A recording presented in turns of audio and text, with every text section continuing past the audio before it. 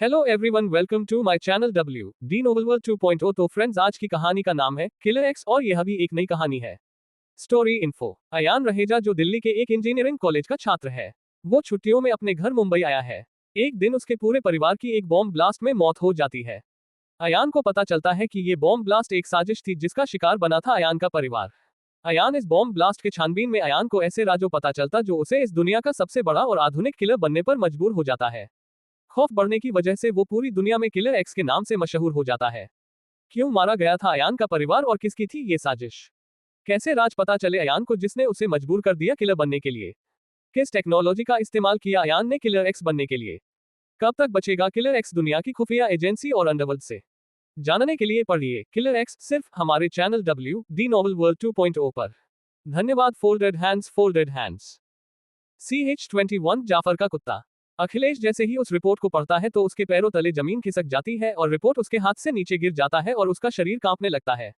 उसके आंखों में अंगारे आ गए थे। वो चिल्लाते हुए शबाना की तरफ देखते हुए कहता है कि तुम्हारा दिमाग खराब हो गया है क्या?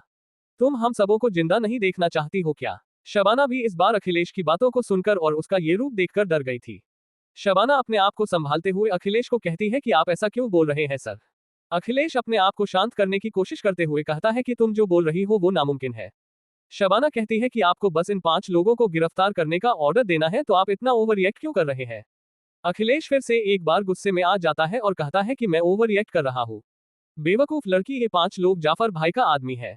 अगर जाफर का गुस्सा बाहर आया तो वो इस पूरे पुलिस स्टेशन को शमशान में बदल देगा। शबाना काफी रिक्वेस्ट करती है लेकिन इस बार अखिलेश उसकी एक भी नहीं सुनता और उसे अपने केबिन से बाहर निकाल देता है।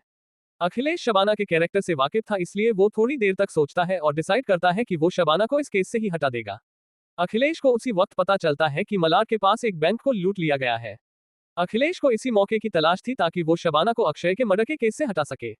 अखिलेश इसका पूरा फायदा उठाता है और शबाना को अपने केबिन में बुलाता है और उसे अक्षय के मर्डर केस से हटाकर बैंक रॉबरी वाले केस पर लगा देता है।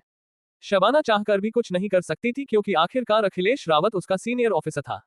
शबाना उसके बाद बैंक रॉबरी केस के इन्वेस्टिगेशन के लिए चली जाती है। अखिलेश एक और ऑफिसर को अपने केबिन में बुलाता है और उसे कहता है कि आपसे अक्षय के मर्डर का केस तुम संभालोगे। उसके बाद अखिलेश उस ऑफिसर को कुछ बातें समझाता है और वहां से भेज देता है। अखिलेश ने उस ऑफिसर को साफ साफ कहा था कि कुछ भी हो जाए इन लोगों का नाम बाहर नहीं आना चाहिए और हो सके तो रिपोर्ट को बदल दो। अखिलेश उसके बाद राहत की सांस लेता है लेकिन तभी उसके फोन पर किसी का फोन आने लगता है। इसे देखकर उसके सर पर पसीना आना शुरू हो जाता है। अपने कांपते हुए हाथ से अखिलेश आखिरकार उस फोन को उठा ही लेता है और दूसरी तरफ से किसी के कुछ कहने का इंतजार करने लगता है। दूसरी तरफ से कोई बाहरी आवाज में कहता है, क्या हुआ अखिलेश? मेरा काम हुआ कि नहीं? अखिलेश इस तरफ से कांपते हुए आवाज में कहता है कि हाँ जफर भाई, अपना काम हो गया है। मैंने शबाना को इस केस से हटा दिया है और इस केस को एक ऐसे ऑफिसर को दिया है जो पूरी तरीके से मेरे कंट्रोल में रहता है। इसमें आपका नाम नहीं आएगा और मैंने सारे रिपोर्ट्स को बदलवा दिया है। आपके लोगों पर भी कोई एक्शन नहीं लेगा। जाफर कहता है कि कल अड्डे पर आज जाना, तुम्हें इनाम मिल जाएगा।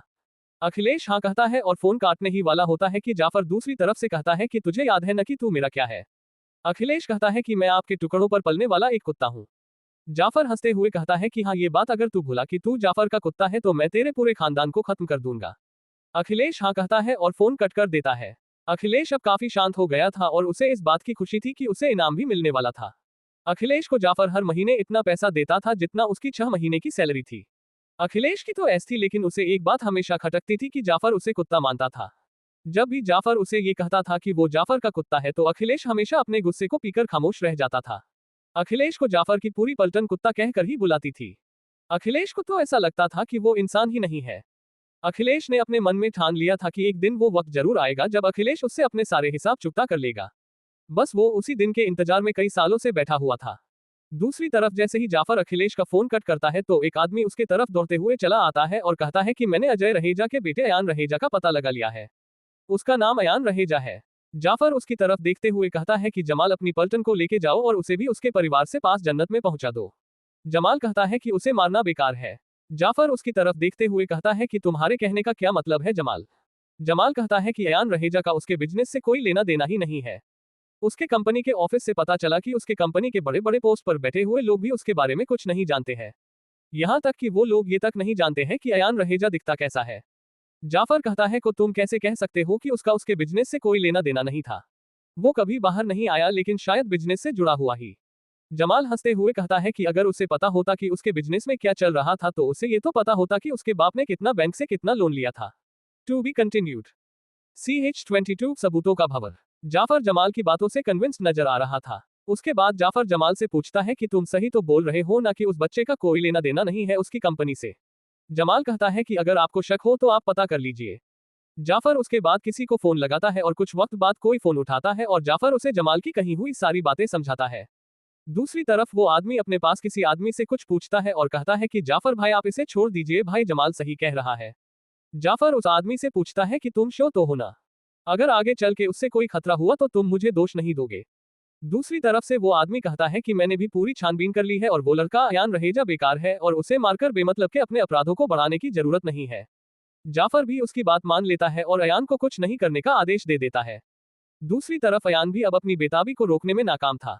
जितनी जल्दी हो सके उसे ये जानना था कि आखिर अक्षय को ऐसा क्या पता चल गया था कि जाफर के लोगों ने उसका मर्डर कर दिया। अयान को कहीं न कहीं ऐसा लगता था कि अक्षय उसी की वजह से मारा गया था। अयान उस पेन ड्राइव को अपने लैपटॉप में लगाता है और ये देखने लगता है कि उस मेमोरी कार्ड में आखिर था क्या। अयान जैसे ही उसे खोलता है तो उसे उसमें कुछ फोटोज और 4 वीडियो मिलते हैं जिसे देखकर अयान समझ गया था कि अक्षय ने काफी मेहनत की थी।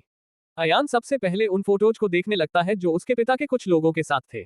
अयान सारी फोटो को देखता है लेकिन वो कुछ ही लोगों को पहचान पाया था जैसे कि उत्कर्ष श्रीवास्तव, काशीनाथ और संजय सिंघानिया। उस फोटो में कुछ विदेशी लोग भी थे जिन्हें अयान जानता नहीं था। अयान उसके बाद पहले वीडियो को खोलता है और उसे देखने लगता है। उस वीडियो में अयान देखता है कि उसके पिता और कुछ लोग ऑफिस में मीटिंग कर रहे थे। वहां पर काशीनाथ और उत्कर्ष श्रीवास्तव भी मौजूद थे और सामने भी कुछ विदेशी लोग बैठे हुए थे जो कुछ बातों पर आपस में डिस्कस कर रहे थे।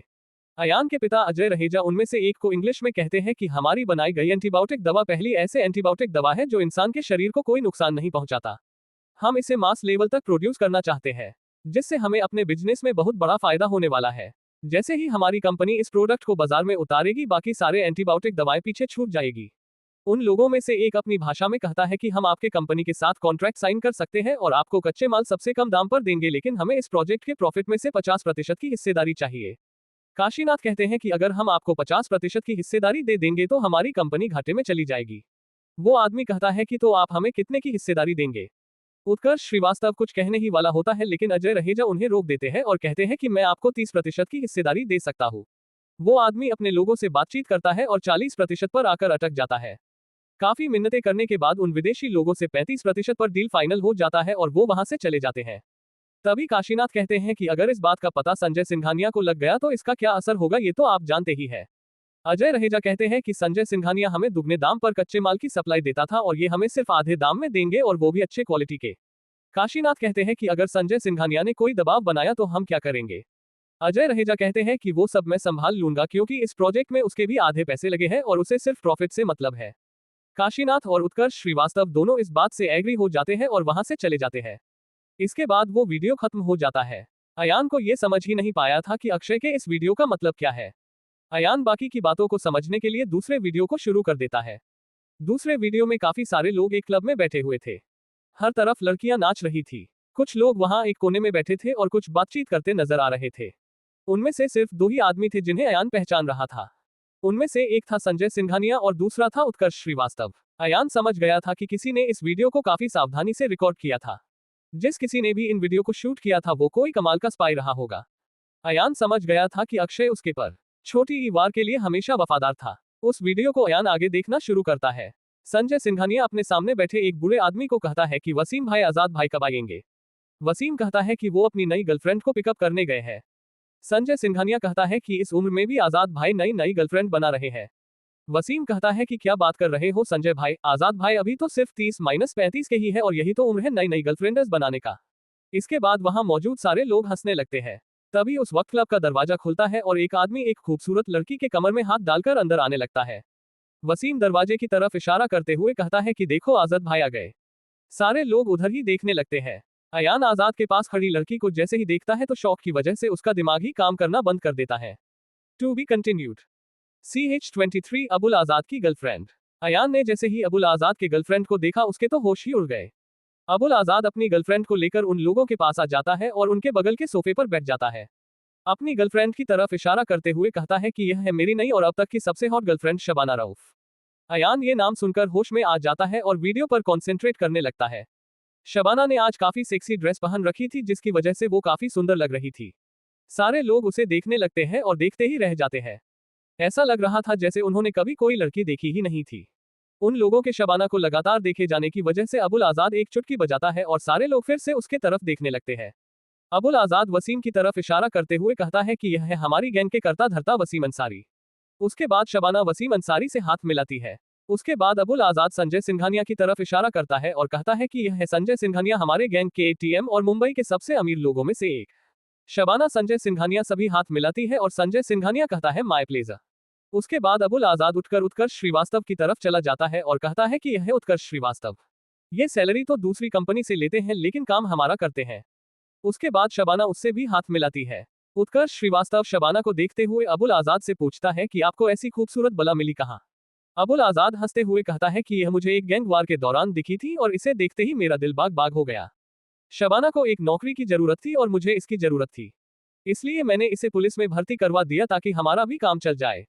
उत्कर्ष श्रीवास्तव और भी कुछ पूछना चाहता था लेकिन अबुल आजाद उसे रोक देता है और कहता है कि मुझे एक जगह जाना है, इसलिए तुम लोग मुझे जो बोलने आए हो जल्दी बोलो। संजय सिंघानिया कहता है कि मैंने आपको जो काम किया था वह हो गया क्या। वसीम अंसारी हमें सर हिलाता है और एक आदमी को कुछ इशारा करता है। वह आदमी थोड़ी ही देर में कुछ लोगों के लाशों को लाकर उनके सामने पटक देता है। अयान उन लाशों को देखकर फिर से शॉक हो जाता है। ये लाश उन विदेशी लोगों की ही थी जिन्होंने अजय रहेजा के साथ कॉन्ट्रैक्ट साइन किया था। उन लाशों को देखकर संजय सिंघानिया के चेहरे पर एक जंग जीतने वाली मुस्कान आ जाती है। संजय सिंघानिया कहता है कि आजाद भाई हमें अजय रहेजा और मयंक रहेजा का कुछ करना होगा। अगर उन्हें नहीं रोका गया तो वह लोग जिस प्रोडक्ट को मार्केट में ला रहे हैं उसके बाद वह लोग इस मुंबई के सबसे अमीर लोग बन जाएंगे और मुझे पीछे छोड़ देंगे।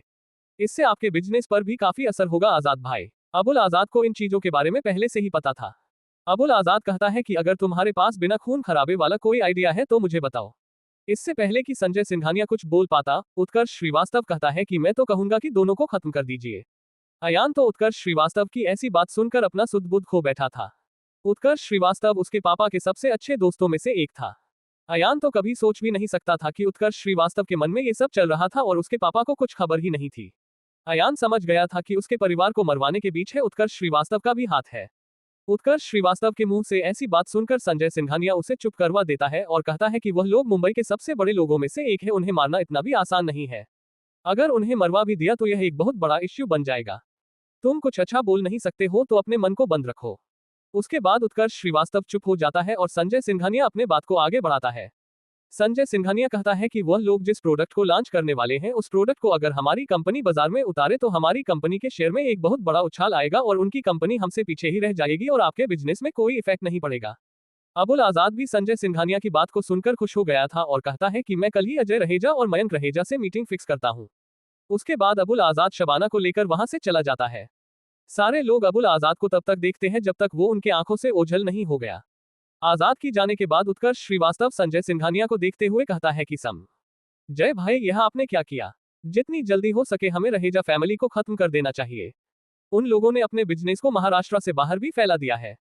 ऐसे ही चलता रहा तो आपको उनकी बातों को मानने पर मजबूर होना होगा। संजय सिंघानिया कहता है कि तुम अपने दिमाग को ज्यादा मत लगाओ और जितना काम दिया गया है उतना करो। कोई संजय सिंघानिया को झुका दे वो अब तक पैदा नहीं हुआ। उसके पास सारे लोग क्लब से निकलकर चले जाते हैं और दूसरा वीडियो वहीं खत्म हो जाता है। दूसरे वीडियो को देखने के बाद अयान को सारा मामला थोड़ा थोड़ा समझ में आ रहा था। अयान समझ रहा था कि यह सारा का सारा मामला नए एंटीबायोटिक के लॉन्च से ही जुड़ा हुआ था। अगर उसे मेरे पापा की कंपनी लॉन्च करती तो इसका सबसे ज्यादा नुकसान संजय सिंघानिया और अबुल आजाद को होने वाला था। लेकिन इससे उत्कर्ष श्रीवास्तव का क्या लेना देना है और उसे मेरे पापा से इतना नफरत क्यों है। शबाना अगर अबुल आजाद की गर्लफ्रेंड है तो वो अक्षय के मर्डर केस में इतनी दिलचस्पी क्यों दिखा रही है। To be continued. CH24 Vasu Reddy का प्लान। अयान काफी वक्त सोचता है लेकिन उसे पूरी तरीके से बात समझ में नहीं आती, इसलिए वो तीसरे वीडियो को शुरू कर देता है। जैसे ही तीसरा वीडियो शुरू होता है तो अयान देखता है कि काफी सारे लोग बीच समुद्र में एक क्रूज पर मौजूद थे और वहां एक आदमी शॉर्ट्स में अपने गर्लफ्रेंड के कमर में हाथ डाले खड़ा था। उसकी गर्लफ्रेंड काफी खूबसूरत दिख रही थी। तभी वहां एक आदमी आता है और कहता है कि आपसे मिलने अजय रहेजा और मयंक रहेजा आए हैं। वो आदमी उसकी तरफ देखता हूं और कहता है कि उन्हें अंदर भेजो। वह आदमी वहां से चला जाता है। कुछ वक्त के बाद 3 लोग सूट बूट में अंदर पहुंच जाते हैं। अयान देखता है कि वो तीसरा आदमी उत्कर्ष श्रीवास्तव ही था। तीनों लोग अंदर पहुंच जाते हैं और वह आदमी उन्हें एक टेबल पर बैठने का इशारा करता है। तीनों लोग टेबल पर बैठ जाते हैं और मयंक रहेजा कहते हैं कि आपने हमें यहाँ क्यों बुलाया है आजाद भाई, क्या हमसे कोई गलती हो गई है। अबुल आजाद भी उनके सामने एक कुर्सी बैठ जाता है और कहता है कि मैंने सुना है कि तुम लोग कोई नया प्रोडक्ट लॉन्च करने वाला हो। मयंक रहेजा हाँ कहता है और अबुल आजाद की तरफ देखने लगता है। अबुल आजाद कहता है कि मैं चाहता हूं कि वो प्रोडक्ट संजय सिंघानिया की कंपनी लॉन्च करे। अजय रहेजा कहता है कि हमने एक विदेशी कंपनी के साथ कच्चे माल का सौदा किया था लेकिन किसी ने उन्हें मार दिया। हमारा इन्वेस्टमेंट बहुत ज्यादा है और संजय सिंघानिया ने भी आधा पैसा लगाया है और उन्होंने वादा किया है कि यह प्रोडक्ट हमारी कंपनी ही लॉन्च करेगी। अबुल आजाद अपने दोनों हाथों को टेबल पर जोर से पटकता है और अपने चेहरे को अजय रहेजा के पास ले जाते हुए कहता है कि अगर तुम लोगों को मुंबई में आगे भी बिजनेस करते रहना है तो मैं जो बोल रहा हूँ वो चुपचाप करो। अजय रहेजा हाँ में अपना सर हिलाता है। कोई भी उनके सर पर पसीनों के बूंदों को साफ साफ देख सकता था। अजय रहेजा कहता है कि अगर आप हमारी कंपनी को ये प्रोडक्ट लॉन्च करने देंगे तो मैं आपको प्रॉफिट का 20% दूंगा। अबुल आजाद उनकी तरफ अपनी आंखों को बड़ी करके देखता है जिससे अजय रहेजा खामोश हो जाते हैं। अबुल आजाद कहता है कि अगर इलेक्शन सर पर नहीं होता तो यहाँ से तुम जिंदा बचकर नहीं जाते। यहाँ जो इतने सारे लोग बंदूक लेकर खड़े हैं न वो मेरे एक ही इशारे पर भून के रख देंगे। इस प्रोडक्ट को संजय सिंघानिया की कंपनी ही लॉन्च करेगी। अगर ऐसा नहीं हुआ तो अंजाम तुम्हारे परिवार के लिए अच्छा नहीं होगा। अबुल आजाद उन लोगों को वहां से जाने का इशारा करता है और अपने गर्लफ्रेंड शबाना के कमर में हाथ डालते हुए कहता है कि चलो बेबी हम एंजॉय करते हैं। उसके बाद सारे लोग वहां से चले जाते हैं और तीसरा वीडियो वहीं खत्म हो जाता है। अयान को तो इस बात का ताज्जुब हो रहा था कि उत्कर्ष श्रीवास्तव ने एक शब्द भी नहीं बोला था। अयान आगे की बात समझने के लिए आखिरी वीडियो को भी चालू कर देता है। आखिरी वीडियो में संजय सिंघानिया, अबुल आजाद और उसके काफी लोग किसी के घर पर शराब की पार्टी कर रहे थे। सारे लोग शराब पीने में बिजी थे तभी वहां एक आदमी दौड़ते हुए आता है और वहां रुककर हांफने लगता है। संजय सिंघानिया उस आदमी को देखते हुए कहता है क्या हुआ उत्कर्ष तुम इतने हड़बड़ाए हुए क्यों हो। उत्कर्ष श्रीवास्तव कहता है कि अब आप मुंबई के सबसे अमीर लोग नहीं रहने वाले हैं क्योंकि अजय रहेजा ने उस प्रोडक्ट को कल सुबह ही लॉन्च करने का फैसला ले लिया है। इससे पहले कि आप उसका कुछ बिगाड़ेंगे वो मुंबई का सबसे अमीर आदमी बन जाएगा। उत्कर्ष श्रीवास्तव के इस बात को सुनते ही संजय सिंघानिया और अबुल आजाद का नशा कहीं गायब सा हो गया। संजय सिंघानिया तिलमिलाते हुए उठता है और अबुल आजाद की तरफ देखते हुए कहता है कि अगर ऐसा हुआ तो हम दोनों बर्बाद हो जाएंगे।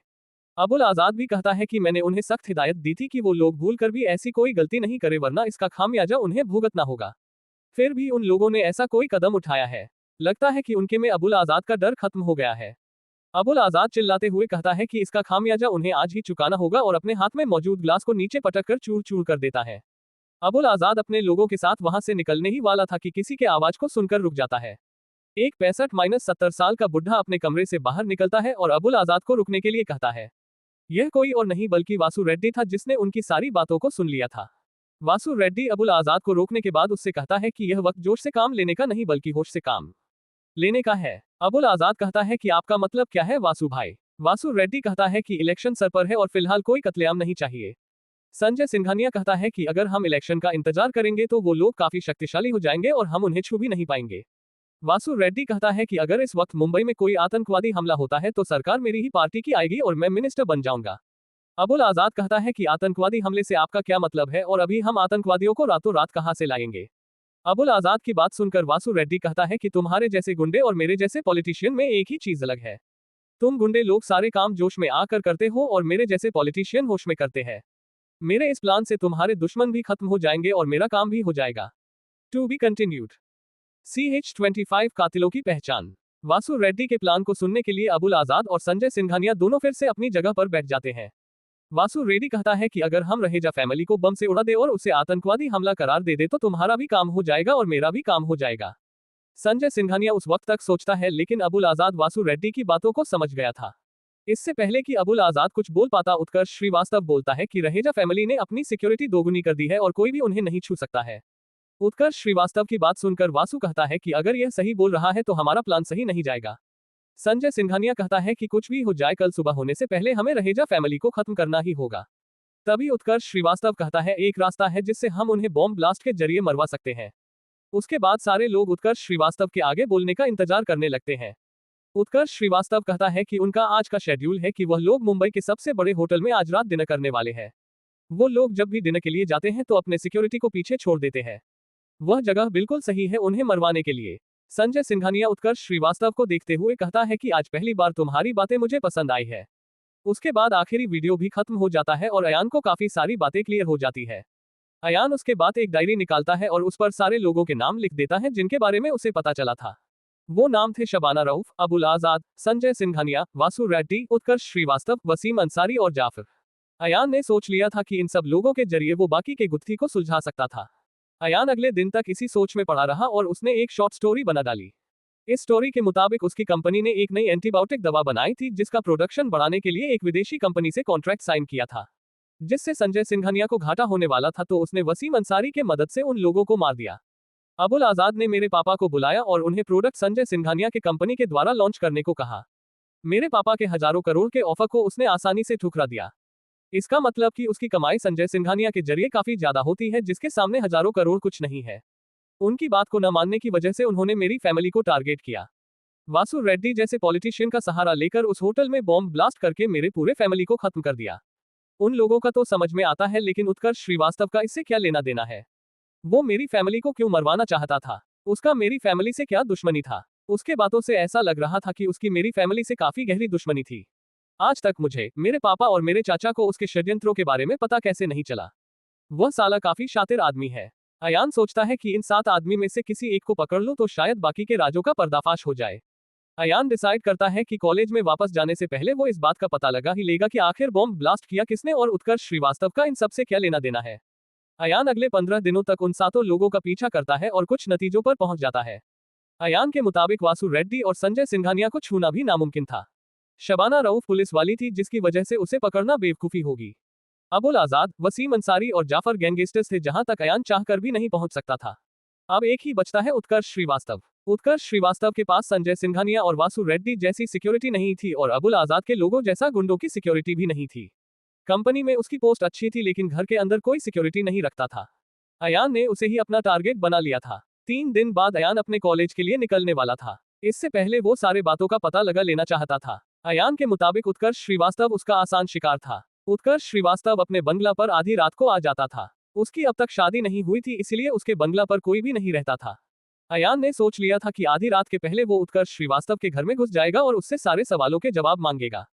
अयान रात के वक्त उत्कर्ष श्रीवास्तव के घर के तरफ निकल पड़ता है। अयान उसके घर के 1 किलोमीटर पहले ही उतर जाता है।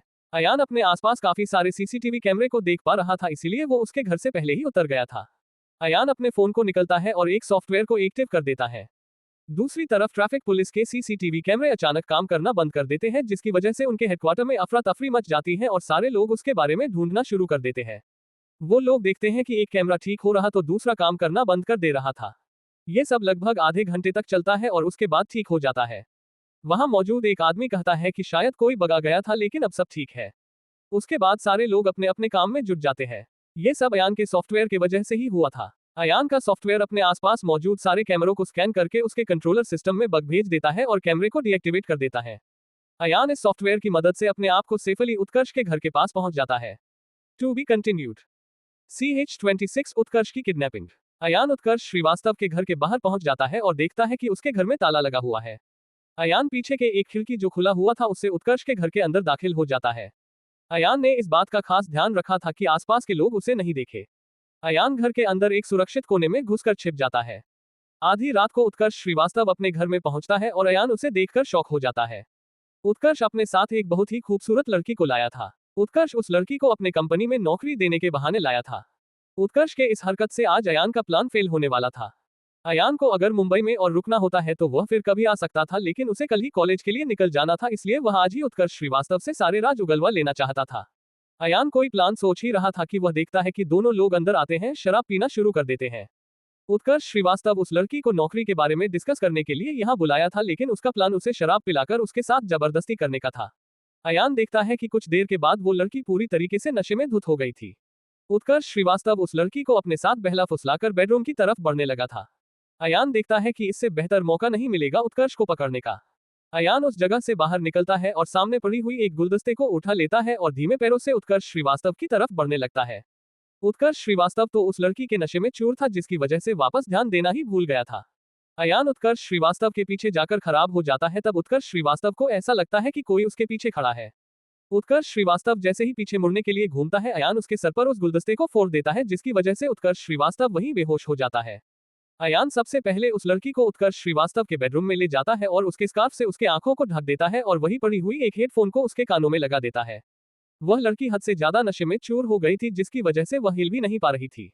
अयान उसके बाद बाहर आ जाता है और बेडरूम के दरवाजे को बाहर से बंद कर देता है। अयान उसके बाद उत्कर्ष श्रीवास्तव को खींचकर एक कुर्सी पर बैठा देता है। उसके बाद उसे रस्सी से हर तरफ से बांध देता है। अयान उसके गाल पर 2-3 थप्पड़ भी मारता है, लेकिन उत्कर्ष श्रीवास्तव होश में नहीं आता है। अयान उसके बगल में भरे हुए जग के सारे पानी को उसके मुंह पर मार देता है। उसके बाद उत्कर्ष श्रीवास्तव होश में आ जाता है और अपने सामने अयान को देखते ही शॉक हो जाता है। अयान को देखते ही उत्कर्ष श्रीवास्तव बहुत ही स्वीट आवाज में कहता है कि यह तुम क्या कर रहे हो अयान बेटा? तुम मेरे साथ ऐसा क्यों कर रहे हो? मैं तुम्हारा उत्कर्ष अंकल हूँ। अयान उसकी इतनी स्वीट आवाज को सुनकर हंसने लगता है और कहता है कि इतना स्वीट आवाज में कहने की जरूरत नहीं है उत्कर्ष अंकल, क्योंकि आपके सारे राज खुल चुके हैं।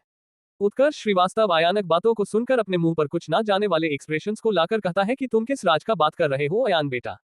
अयान अपनी पॉकेट से फोन निकालता है और उस वीडियो को उत्कर्ष श्रीवास्तव को दिखाने लगता है जिसमें उसने कहा था कि जितनी जल्दी हो सके रहेजा फैमिली को खत्म कर दो। उस वीडियो को देखते हैं उत्कर्ष श्रीवास्तव कहता है कि तुम्हारे पास यह वीडियो कैसे आया?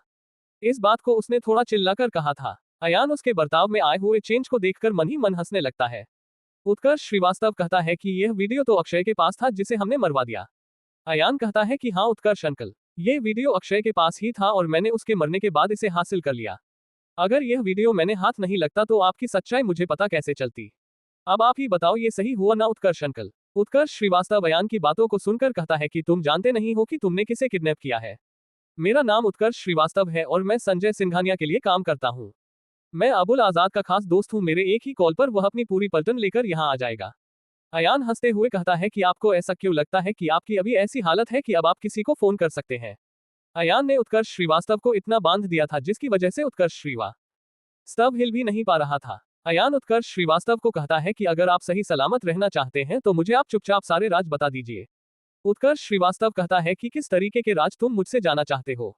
अयान कहता है कि मेरे मन में तो बहुत सारे सवाल हैं, लेकिन सबसे पहले मैं ये जानना चाहूंगा कि आपकी मेरी फैमिली से किस बात की दुश्मनी है। उत्कर्ष श्रीवास्तव कहता है कि तुम अभी बच्चे हो अयान, तुम्हें क्या लगता है कि तुम कुछ भी पूछोगे और मैं उसका जवाब दे दूंगा? अयान कहता है कि आपको जवाब देना ही होगा वरना आपके लिए अच्छा नहीं होगा। उत्कर्ष श्रीवास्तव अपनी आंखों को बड़ी करते हुए कहता है कि तुम क्या उखाड़ लोगे मेरा? अयान कहता है कि मैं आपको आखिरी बार पूछ रहा हूं कि आप मुझे ये बता दीजिए कि आप मेरी फैमिली से इतनी नफरत क्यों करते थे? उत्कर्ष श्रीवास्तव कहता है कि तुमने मुझे यहाँ किडनैप करके बहुत बड़ी गलती की है जिसकी सजा तुम्हारी मौत होगी। अयान को इस बात से बहुत ज्यादा गुस्सा आ जाता है और कहता है कि अब मैं आपके साथ क्या करूंगा यह आप सोच भी नहीं सकते। To be continued. CH27 Ayan का खतरनाक टॉर्चर। अयान उत्कर्ष श्रीवास्तव के मुंह पर टेप लगा देता है और बगल के डाइनिंग टेबल पर पड़े हुए एक कांटे को उठाता है और उसे उत्कर्ष श्रीवास्तव के हथेली में भोंक देता है। अयान देख पा रहा था कि उत्कर्ष श्रीवास्तव को बहुत ज्यादा दर्द हो रहा था, लेकिन मुंह पर टेप होने की वजह से वह कुछ बोल नहीं पा रहा था। उसके आंखों से आंसू आने लगे थे। अयान फिर से उत्कर्ष श्रीवास्तव से पूछता है कि तुम मेरे सवालों के जवाब दोगे या नहीं? उत्कर्ष श्रीवास्तव हाँ में अपना सर हिलाता है और अयान उसके मुंह से टेप को हटा देता है। टेप हटाते ही उत्कर्ष श्रीवास्तव के मुंह से एक जोरदार चीख निकल जाती है। अयान उसे शांत रहने का इशारा करता है जिसे देखकर उत्कर्ष श्रीवास्तव शांत हो जाता है। उत्कर्ष श्रीवास्तव रोने की आवाज में कहता है कि तुम मेरे साथ ऐसा नहीं कर सकते हो। अयान उसे शांत रहने का इशारा करते हुए कहता है कि तुम मेरे सब्र का इम्तिहान मत लो और चुपचाप ये बताओ कि तुम्हारी मेरे फैमिली से क्या दुश्मनी थी जिसकी वजह से तुमने मेरी फैमिली को मार दिया। उत्कर्ष श्रीवास्तव हंसने लगता है और कहता है कि तुम मुझे कितना भी टॉर्चर क्यों न कर लो, मैं तुम्हें कुछ नहीं बताऊंगा।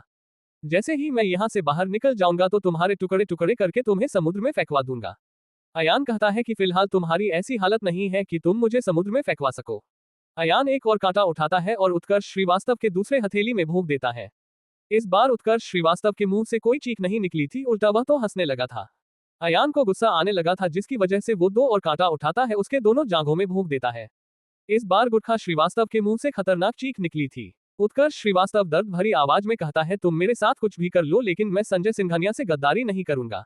अगर तुम मुझे जान से भी मार दो फिर भी मैं तुम्हें कुछ नहीं बताऊंगा। उत्कर्ष श्रीवास्तव जानता था कि अयान उसे नहीं मार सकता, क्योंकि अगर अयान ने उसे मार दिया तो कई सारे राज अयान को कभी पता ही नहीं चल पाता। अयान कहता है कि मैं आपको आखिरी बार कह रहा हूं कि आप मुझे बताना शुरू कीजिए वरना मुझे खुद भी नहीं पता है कि मैं क्या करूंगा। उत्कर्ष श्रीवास्तव कहता है कि वरना तू क्या कर लेगा बे? अयान कहता है कि क्या यही आपका आखिरी डिसीजन है? उत्कर्ष श्रीवास्तव कहते हैं कि हाँ यही मेरा आखिरी डिसीजन है। अयान कहता है कि ठीक है तो आप अगले अंजाम के लिए तैयार हो जाए। अयान उसके बाद एक लोहे का रॉड लेकर आता है और अपनी पूरी ताकत लगाकर उत्कर्ष श्रीवास्तव को पीटने लगता है। अयान के हर वार से उत्कर्ष श्रीवास्तव दर्द से चीखने लगता है। अयान इस रॉड को उत्कर्ष श्रीवास्तव के मुंह पर एम करता है और एक जोरदार रॉड उत्कर्ष श्रीवास्तव के मुंह पर मार देता है। रॉड लगने की वजह से उत्कर्ष श्रीवास्तव के कुछ दांत टूटकर बाहर आ गए थे और उसका मुंह खून से लथपथ हो गया था। उत्कर्ष श्रीवास्तव अब ठीक से बोल भी नहीं पा रहा था। अयान उसे देखते हुए कहता है कि अगर तुम मुझे बताना शुरू नहीं करोगे तो मैं तुम्हारा ऐसा हाल करूंगा कि तुम मुझसे अपने मौत की भीख मांगोगे। उत्कर्ष श्रीवास्तव अभी भी नामे अपना सर हिलाने लगता है, जिसकी वजह से अयान गुस्से से पागल होने लगता है। अयान उससे पुचकारते हुए कहता है, उत्कर्ष अंकल आप मुझे बता दीजिए ना, वरना मैं आपको इतना तड़पाऊंगा कि आप मौत से मिलने के लिए व्याकुल हो जाएंगे। उत्कर्ष श्रीवास्तव दर्द भरी आवाज में कहता है कि मैं तुम्हें कुछ नहीं बताऊंगा। अयान का गुस्सा अब 7वें आसमान पर पहुंच गया था। अयान एक सेब में गड़े हुए चाकू को निकालता है और उसे उत्कर्ष श्रीवास्तव के उंगली पर चला देता है। अयान के ऐसा करने की वजह से उत्कर्ष श्रीवास्तव का एक उंगली कटकर नीचे गिर जाता है और उसके कटे हुए उंगली से खून आने लगता है।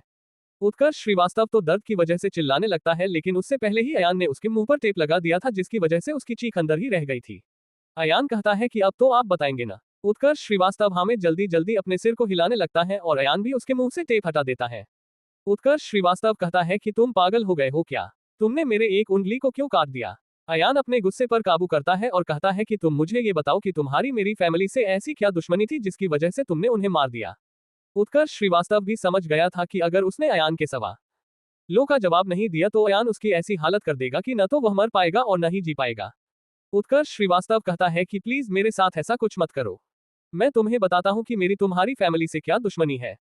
अयान कहता है कि जल्दी बताए उत्कर्ष अंकल, वरना मैं इस बार आपके पूरे हाथ को ही काट के अलग दूंगा। अयान उसके बाद एक छोटा सा स्माइल देता है, जिसकी वजह से उत्कर्ष के रोंगटे खड़े हो जाते हैं। उत्कर्ष श्रीवास्तव कहता है कि पहले तुम मुझे इस बात का वादा करो कि तुम मुझे जिंदा छोड़ दोगे। अयान कहता है कि तुम मुझे बताना शुरू करो और मेरा भेजा फ्राई मत करो। उत्कर्ष श्रीवास्तव कहता है कि वह लड़की कहाँ है जिसे मैं यहाँ लेके आया था। अयान कहता है कि तुम उसकी चिंता मत करो और मुझे बताना शुरू करो। उत्कर्ष श्रीवास्तव को चुप देखकर अयान फिर से उस चाकू को उठाने लगता है, जिसे देखकर उत्कर्ष श्रीवास्तव कहता है कि मैं तुम्हें अभी बताना शुरू करता है और उसके बाद उत्कर्ष श्रीवास्तव अपने मुंह को खोल देता है। To be continued. CH28 उत्कर्ष का काला सच। अयान को डाइनिंग टेबल पर से चाकू उठाते हुए देखकर उत्कर्ष श्रीवास्तव कहता है कि ऐसा कुछ मत करो, मैं तुम्हें भी बताना शुरू करता हूँ। अयान भी उसकी बात सुनकर रुक जाता है और कहता है हाँ तो बताना शुरू कीजिए। उत्कर्ष श्रीवास्तव कहता है कि आज से 6 साल पहले मैं और तुम्हारे पापा दोनों मुंबई आए थे। उस वक्त हमने एक छोटा सा बिजनेस शुरू किया। उसके बाद मुझे विदेश में पढ़ने का ऑफर मिला। मुझे ऐसा लगा कि अगर मैं उस पढ़ाई को पूरा कर लूंगा तो हमारी कंपनी को काफी ज्यादा फायदा होगा। उसके बाद मैं विदेश चला गया और 5 साल बाद जब मैं विदेश से लौटा तो हमारी कंपनी अब करोड़ों से बढ़कर हजारों करोड़ की हो गई थी। मुझे लगा कि तुम्हारा बाप मुझे मेरी कंपनी में आधा हिस्सा देगा, लेकिन तुम्हारे बाप ने मुझे मेरी ही कंपनी में एक एम्प्लॉय बना दिया। जिस कंपनी को हम दोनों ने मिलकर शुरू किया था उस कंपनी में मुझे एम्प्लॉय बनाकर मेरे इज्जत का फालूदा कर दिया। मेरे ही बनाए गए कई प्रोडक्टों की मदद से अपने हजारों करोड़ों की कंपनी को उसने लाखों करोड़ों में कर दिया। मुझे कुछ भी नहीं दिया। उसी दिन मैंने सोच लिया कि रहेजा ग्रुप फार्मास्यूटिकल्स को खत्म कर दूंगा। इसलिए मैं संजय सिंघानिया के साथ मिल गया। उसके कहने पर मैंने एक ऐसा एंटीबायोटिक दवाई बनाया जिससे कोई साइड इफेक्ट नहीं था। इस दवाई को अगर संजय सिंघानिया की कंपनी लॉन्च करती तो उसे काफी फायदा होने वाला था। संजय सिंघानिया कंपनी देश के टॉप 100 में आने जाने वाली थी, लेकिन तुम्हारे बाप ने ऐसा करने से मना कर दिया और वह अपनी कंपनी को मुंबई के सबसे टॉप में लेकर जाना चाहता था।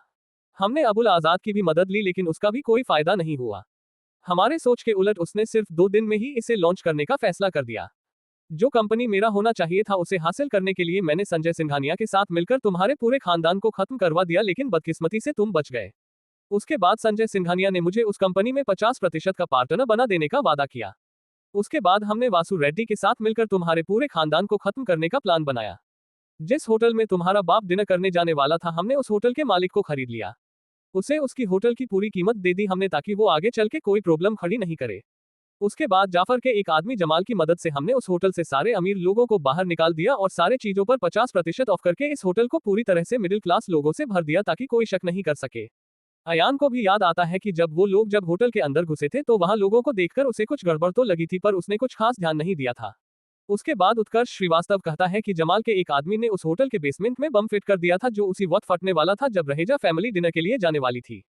हमने सॉलिड प्लान बनाया था, लेकिन पता नहीं तू कैसे बच गया।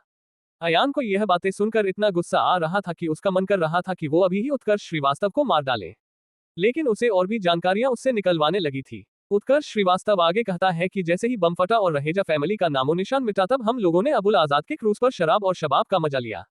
जब हमें पता चला कि तू बच गया है तो हमने तुझे मारने की भी कोशिश की, लेकिन हमें पता चला कि तेरा तो तेरी कंपनी से कोई लेना देना ही नहीं है, इसलिए हमने तुम्हें छोड़ा हुआ है। अभी तक हमने शबाना की मदद से इसे कंफर्म कर दिया। जैसे ही मैं यहाँ से बाहर निकलूंगा तो जितना टॉर्चर तूने मुझे किया है ना, अभी उससे 1000 गुना ज्यादा टॉर्चर मैं तुझे करूंगा और तुझे भी तेरे माँ बाप के पास भेज दूंगा। उसके बाद उत्कर्ष श्रीवास्तव हंसने लगता है और कहता है कि अब तुम तो गए। अयान उसके बाद उत्कर्ष श्रीवास्तव का एक और उंगली काट देता है, जिससे उत्कर्ष श्रीवास्तव की एक दर्दनाक चीख निकल पड़ती है। उत्कर्ष श्रीवास्तव कहता है कि तुमने वादा किया था कि तुम मुझे छोड़ दोगे।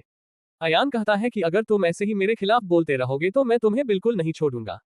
इससे पहले कि उत्कर्ष श्रीवास्तव कुछ पूछ पाता, अयान में पूछता है कि मेरे पापा ने 30 लाख करोड़ का लोन कब लिया था। उत्कर्ष श्रीवास्तव हंसने लगता है और कहता है कि तुम्हारे कंपनी को हड़पने के लिए हमने 3 लाख करोड़ के लोन को 30 लाख करोड़ का बना दिया, और तुझे तो तुम्हारे बिजनेस के बारे में कुछ पता ही नहीं था और तुमने 30 लाख करोड़ लो न चुकाने के लिए अपनी पूरी कंपनी बेच डाली। तुझे शायद ये बात नहीं पता है कि जिस बैंक से तुम्हारे बाप ने लोन लिया था वह बैंक संजय सिंघानिया के दोस्त का था। संजय सिंघानिया ने उस 3000 करोड़ के लोन को 30,000 करोड़ का बना दिया और आसानी से हम लोगों ने तुम्हारी कंपनी को हड़प लिया। तुम चाहकर भी कुछ कर नहीं सके। अयान अब समझ गया था कि इन लोगों ने उसके पूरे परिवार को बहुत बड़े साजिश के जरिए मार दिया गया था। अयान जानता था कि यह साजिश इतनी छोटी नहीं है जितना उत्कर्ष श्रीवास्तव बता रहा है।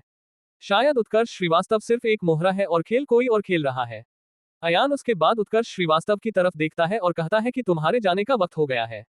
अयान के इस बात को सुनते हैं उत्कर्ष श्रीवास्तव की हवाएं उड़ने लगती है। उत्कर्ष श्रीवास्तव कहता है कि तुम ऐसा नहीं कर सकते, तुमने मुझसे वादा किया था कि तुम मुझे जिंदा छोड़ दोगे। अयान हंसता है और कहता है कि मैंने तुमसे वादा नहीं किया था कि मैं तुम्हें जिंदा छोड़ दूंगा। To be continued. CH-29 दिल दहला देने वाली हत्या। जैसे ही उत्कर्ष श्रीवास्तव सुनता है कि अयान उसे खत्म करने वाला है तो उसके पूरे चेहरे पर हवाएं उड़ने लगती है। वह अयान को याद दिलाने लगता है कि तुमने मुझसे वादा किया था कि अगर मैं तुम्हें सारी रात बता दूंगा तो तुम मुझे जिंदा छोड़ दोगे। अयान भी उससे कहता है कि जरा अपने दिमाग पर जोर डालकर सोचो कि क्या मैंने वादा किया था। तभी उत्कर्ष श्रीवास्तव को याद आता है कि अयान ने तो ऐसा कुछ कहा ही नहीं था। उत्कर्ष श्रीवास्तव कहने लगता है कि देखो देखो, मैं तुम्हारा उत्कर्ष अंकल हूँ, तुम मुझे कैसे मार सकते हो। अयान सीरियस आवाज में कहता है, बिल्कुल उसी तरह मारूंगा जिस तरह आपने मेरे परिवार को मार दिया जो आप पर इतना भरोसा करते थे। उत्कर्ष श्रीवास्तव उसके बाद रोते हुए अयान से अपनी जान की भीख मांगने लगता है। अयान कहता है कि चिंता मत कीजिए उत्कर्ष अंकल, मैं आपको मरने से पहले इतना दर्द दूंगा कि आप अपने सारे कुकर्म की सजा यही भुगत लेंगे। कितना दर्द आपने मुझे दिया है ना, उससे कहीं ज्यादा दर्द आज मैं आपको दूंगा। आपको धीरे धीरे करके मौत के पास ले जाऊंगा लेकिन मौत से मिलने नहीं दूंगा। अयान उसके बाद उस चाकू को उठाता है और उत्कर्ष श्रीवास्तव की एक हाथ की बची हुई बाकी 2 उंगलियों को भी काट देता है। उत्कर्ष श्रीवास्तव चिल्लाने लगता है लेकिन उसकी आवाज सुनने वाला यहाँ कोई नहीं था। उसका मकान एक बहुत ही सुनसान जगह पर था जहां आसपास बहुत कम लोग दिखाई देते थे। जिस लड़की को उत्कर्ष श्रीवास्तव लेकर आया था उसे अयान ने सुला दिया था और उसके कान में हेडफोन लगा दिया था जिसकी वजह से वह चाहकर भी कुछ सुन नहीं सकती थी। उसके बाद अयान उत्कर्ष श्रीवास्तव का कहता है कि तुम हम अपने सारे कुकर्मों को एक एक करके याद करो। उसके बाद अयान उसके दूसरे हाथों की उंगलियों को भी काटना शुरू कर देता है। थोड़ी देर में अब उत्कर्ष श्रीवास्तव के दोनों हाथ की 10 उंगलियां कर चुकी थी। उत्कर्ष श्रीवास्तव तड़पता जा रहा था और इधर अयान हंसता जा रहा था। अयान उत्कर्ष श्रीवास्तव को कहता है कि जब मेरी फैमिली मेरे आंखों के सामने मरी थी ना तो मुझे भी ऐसा ही दर्द हुआ था। अब तुम भी उस दर्द को महसूस करो। आज तक तुम लोगों ने कितनों का घर उजाड़ दिया होगा, लेकिन आज मैं तुम्हें सबके दर्द का एक साथ एहसास दिलाऊंगा। अयान उसके बाद उत्कर्ष श्रीवास्तव के जूतों को निकाल कर फेंक देता है और उसके पैरों की भी उंगलियों को काटना शुरू कर देता है। उत्कर्ष श्रीवास्तव को तो विश्वास ही नहीं हो रहा था कि अयान जैसा लड़का इतनी बेरहमी से उसे टॉर्चर कर रहा था। उत्कर्ष श्रीवास्तव अयान को कहने लगता है कि प्लीज प्लीज मुझे छोड़ दो प्लीज प्लीज। अयान उसे देखते हुए कहता है कि अगर मैं तुम्हें छोड़ दूंगा जिंदा तो तुम यहाँ से बाहर निकलकर मुझे मरवा नहीं दोगे। उत्कर्ष श्रीवास्तव दर्द में कहता है कि नहीं नहीं, मैं ऐसा कुछ भी नहीं करूंगा। अयान कहता है कि जैसे ही तुम उन लोगों के साथ मिलोगे तो तुम ऐसा जरूर करोगे, यह मुझे पता है। आज मैं तुम्हें मारकर उन लोगों को इस बात का एहसास दिला लूंगा कि उन लोगों की भी हालत आगे चलकर ऐसी ही होगी। अयान कुछ ही मिनटों में उत्कर्ष श्रीवास्तव के पैरों की भी सारी उंगलियां काट देता है जिसकी वजह से फर्श पर हर तरफ खून ही खून हो गया था। कोई साधारण आदमी उस जगह खड़ा होता तो अब तक हार्ट अटैक से मर चुका होता है। अयान जिस तरीके से उत्कर्ष श्रीवास्तव को टॉर्चर कर रहा था इस तरीके का टॉर्चर तो पुलिस में नहीं करती थी कभी। उत्कर्ष श्रीवास्तव इधर रेन की भीख मांग रहा था और अयान उधर उसकी उंगलियां काट रहा था। अयान उसके बाद दौड़ते हुए उत्कर्ष श्रीवास्तव के किचन में जाता है और वहां से मिर्ची का डब्बा उठाकर ले आता है। उसके बाद अयान उत्कर्ष श्रीवास्तव के सारे कपड़ों को काटकर हटा देता है और उसके पूरे शरीर पर चाकू से गहरा गहरा घाव बना देता है और उस सारे घावों पर मिर्ची छिड़कने लगता है। उत्कर्ष श्रीवास्तव को तो अभी ऐसा लग रहा था जैसे उसे नरक की यातनाएं दी जा रही हो।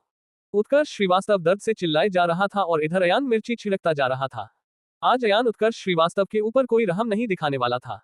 अयान वैसे ही कुछ मिनटों तक उत्कर्ष श्रीवास्तव को तड़पने देता है और उसके बाद उसके एक हाथ को कोहनी से काटकर अलग कर देता है जिसकी वजह है वहां खून का सैलाब सा आ गया था। उसके बाद अयान उस दूसरे हाथ को भी कोहनी से काटकर अलग कर देता है। उसके बाद अयान बाकी बचे हुए हाथों को भी कंधे से काटकर हटा देता है। अब उत्कर्ष श्रीवास्तव बिना हाथ का हो गया था। अयान ने हाथों को पूरी तरीके से काट तो द छोटी ही या था, लेकिन रस्सी से बंधे होने की वजह से उसका हाथ नीचे नहीं गिरता है। उसके बाद अयान उसके पैरों को घुटने से काट के अलग कर देता है और आखिरी बार उसकी जांघों को भी काटकर अलग कर देता है। अयान इस बात से अभी भी शौक में था कि उसके इतना कुछ करने के बाद भी उत्कर्ष श्रीवास्तव अभी भी जिंदा था।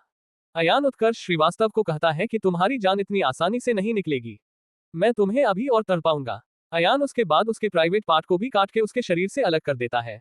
उसके बाद अयान उसके दिल में लगभग दर्जनों बार चाकू घुसाता है और आखिरकार उत्कर्ष श्रीवास्तव मर जाता है।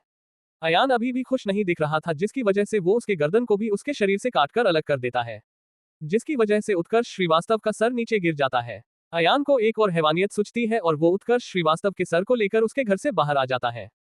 To be continued. CH30 दिमागी खेल। अयान ये सोच रहा था कि संजय सिंघानिया और अबुल आजाद जैसे लोगों को उसका पता चलना चाहिए। इसीलिए अयान ने उस टेबल पर पड़े हुए सारे प्लेटों पर उसका श्रीवास्तव के खून से X लिख देता है और एक प्लेट पर लिख देता कि यह तो सिर्फ ट्रेलर है, पिक्चर अभी बाकी है। अयान उसके सर को बाहर लेकर जा ही रहा होता है कि इतने में कहीं फोन बजने लगता है। अयान देखता है कि उत्कर्ष श्रीवास्तव का फोन था। जिन कपड़ों को अयान ने काट के उसके शरीर से अलग कर दिया था, उसी कपड़ों में यह फोन बज रहा था। अयान उत्कर्ष श्रीवास्तव के सर को डाइनिंग टेबल पर रख देता है और उस फोन की तरह बढ़ने लगता है। अयान उसके कपड़ों के टुकड़ों से उस फोन को निकालता है और देखता है कि संजय सिंघानिया का फोन आ रहा था। अयान उसका फोन उठा लेता है और उत्कर्ष श्रीवास्तव की आवाज की नकल करते हुए कहता है कि संजय भाई प्लीज मुझे बचा लो, वरना यह मुझे मार देगा।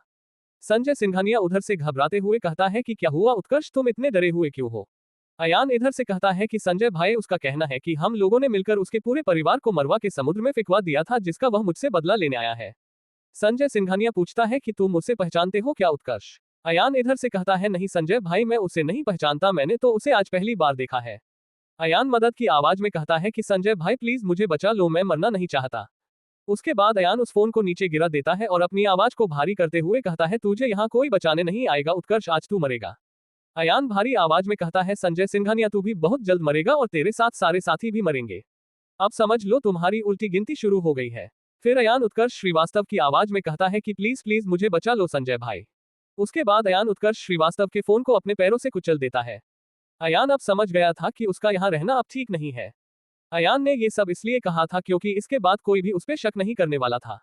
संजय सिंघानिया के मुताबिक उत्कर्ष श्रीवास्तव अभी भी जिंदा था। अयान को एक और रास्ता सूझता है और वह उत्कर्ष श्रीवास्तव के टेलीफोन से पुलिस को फोन लगा देता है और उनके फोन उठाने के बाद उत्कर्ष श्रीवास्तव के आवाज में कहता है कि हेलो पुलिस स्टेशन, प्लीज मुझे बचा लीजिए, कोई मुझे मारने वाला है और वह मेरे घर में घुस चुका है।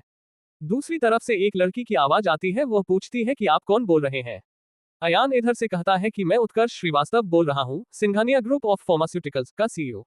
अयान उसके बाद अपनी आवाज भारी करके कहता है कि कहाँ है तू उत्कर्ष, बाहर निकल, आज तुझे इस दुनिया की कोई ताकत नहीं बचा सकती है। उसके बाद अयान उस टेलीफोन को तोड़कर फेंक देता है। पुलिस भी उत्कर्ष श्रीवास्तव को बचाने के लिए निकल चुकी थी और संजय सिंघानिया के लोग भी उत्कर्ष श्रीवास्तव को बचाने के लिए निकल चुके थे। अयान उसके बाद उत्कर्ष श्रीवास्तव के सर को लेकर बाहर आता है। उत्कर्ष श्रीवास्तव के घर के बाहर एक स्टैच्यू था जिसमें एक आदमी अपने हाथ में तलवार लिए खड़ा था। अयान उत्कर्ष श्रीवास्तव के सर को उस स्टैच्यू के तलवार में भोंक देता है। अयान उसके बाद उत्कर्ष श्रीवास्तव के घर में जाता है और इस लड़की को उठाकर उत्कर्ष श्रीवास्तव के घर के पीछे वाले रोड पर ले आया था और उसे एक बंद दुकान के सामने बैठा देता है और फिर से उत्कर्ष श्रीवास्तव के घर में आ जाता है।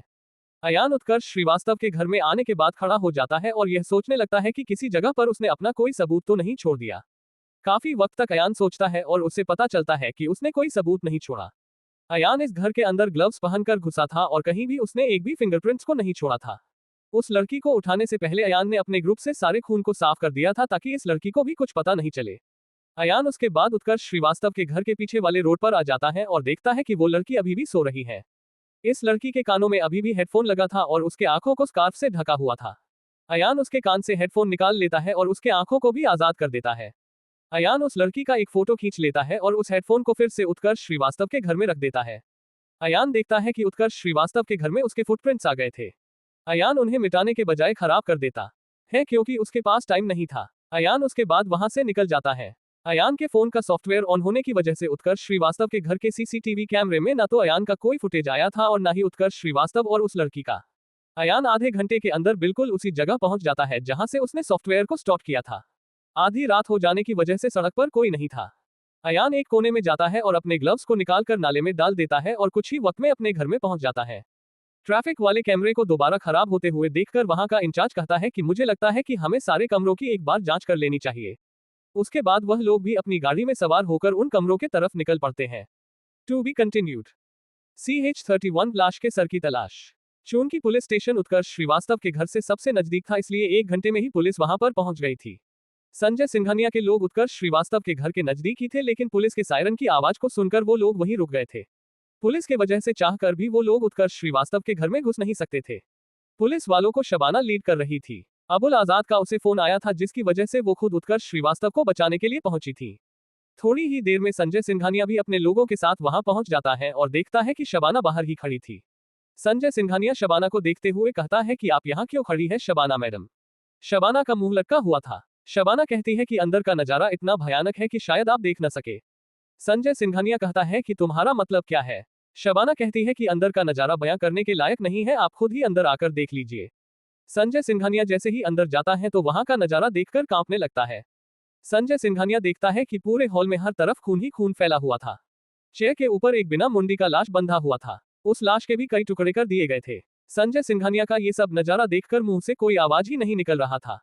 काफी वक्त के बाद शबाना के टोकने पर संजय सिंघानिया होश में आता है। शबाना कहती है कि मैंने आपको पहले ही कहा था कि आप अंदर का नजारा देख नहीं पाएंगे। संजय सिंघानिया कहता है कि किसने इसे इतनी बेरहमी से मारा है। शबाना कहती है कि अब तक हमें कोई सुराग नहीं मिला है और इस लाश का सर मिलना भी अभी बाकी है। पुलिस वाले हर जगह लाश के सर को ढूंढ रहे थे, लेकिन वो मिल ही नहीं रहा था। संजय सिंघानिया जल्दी से वहां से बाहर आ जाता है और शबाना से पूछता है कि यहाँ मौजूद सीसीटीवी कैमरे से कुछ पता नहीं चला क्या। शबाना कहती है कि पिछले कुछ घंटे के सीसीटीवी फुटेज गायब है, शायद किलर ने पहले ही इन सब की तैयारी करके रखी थी।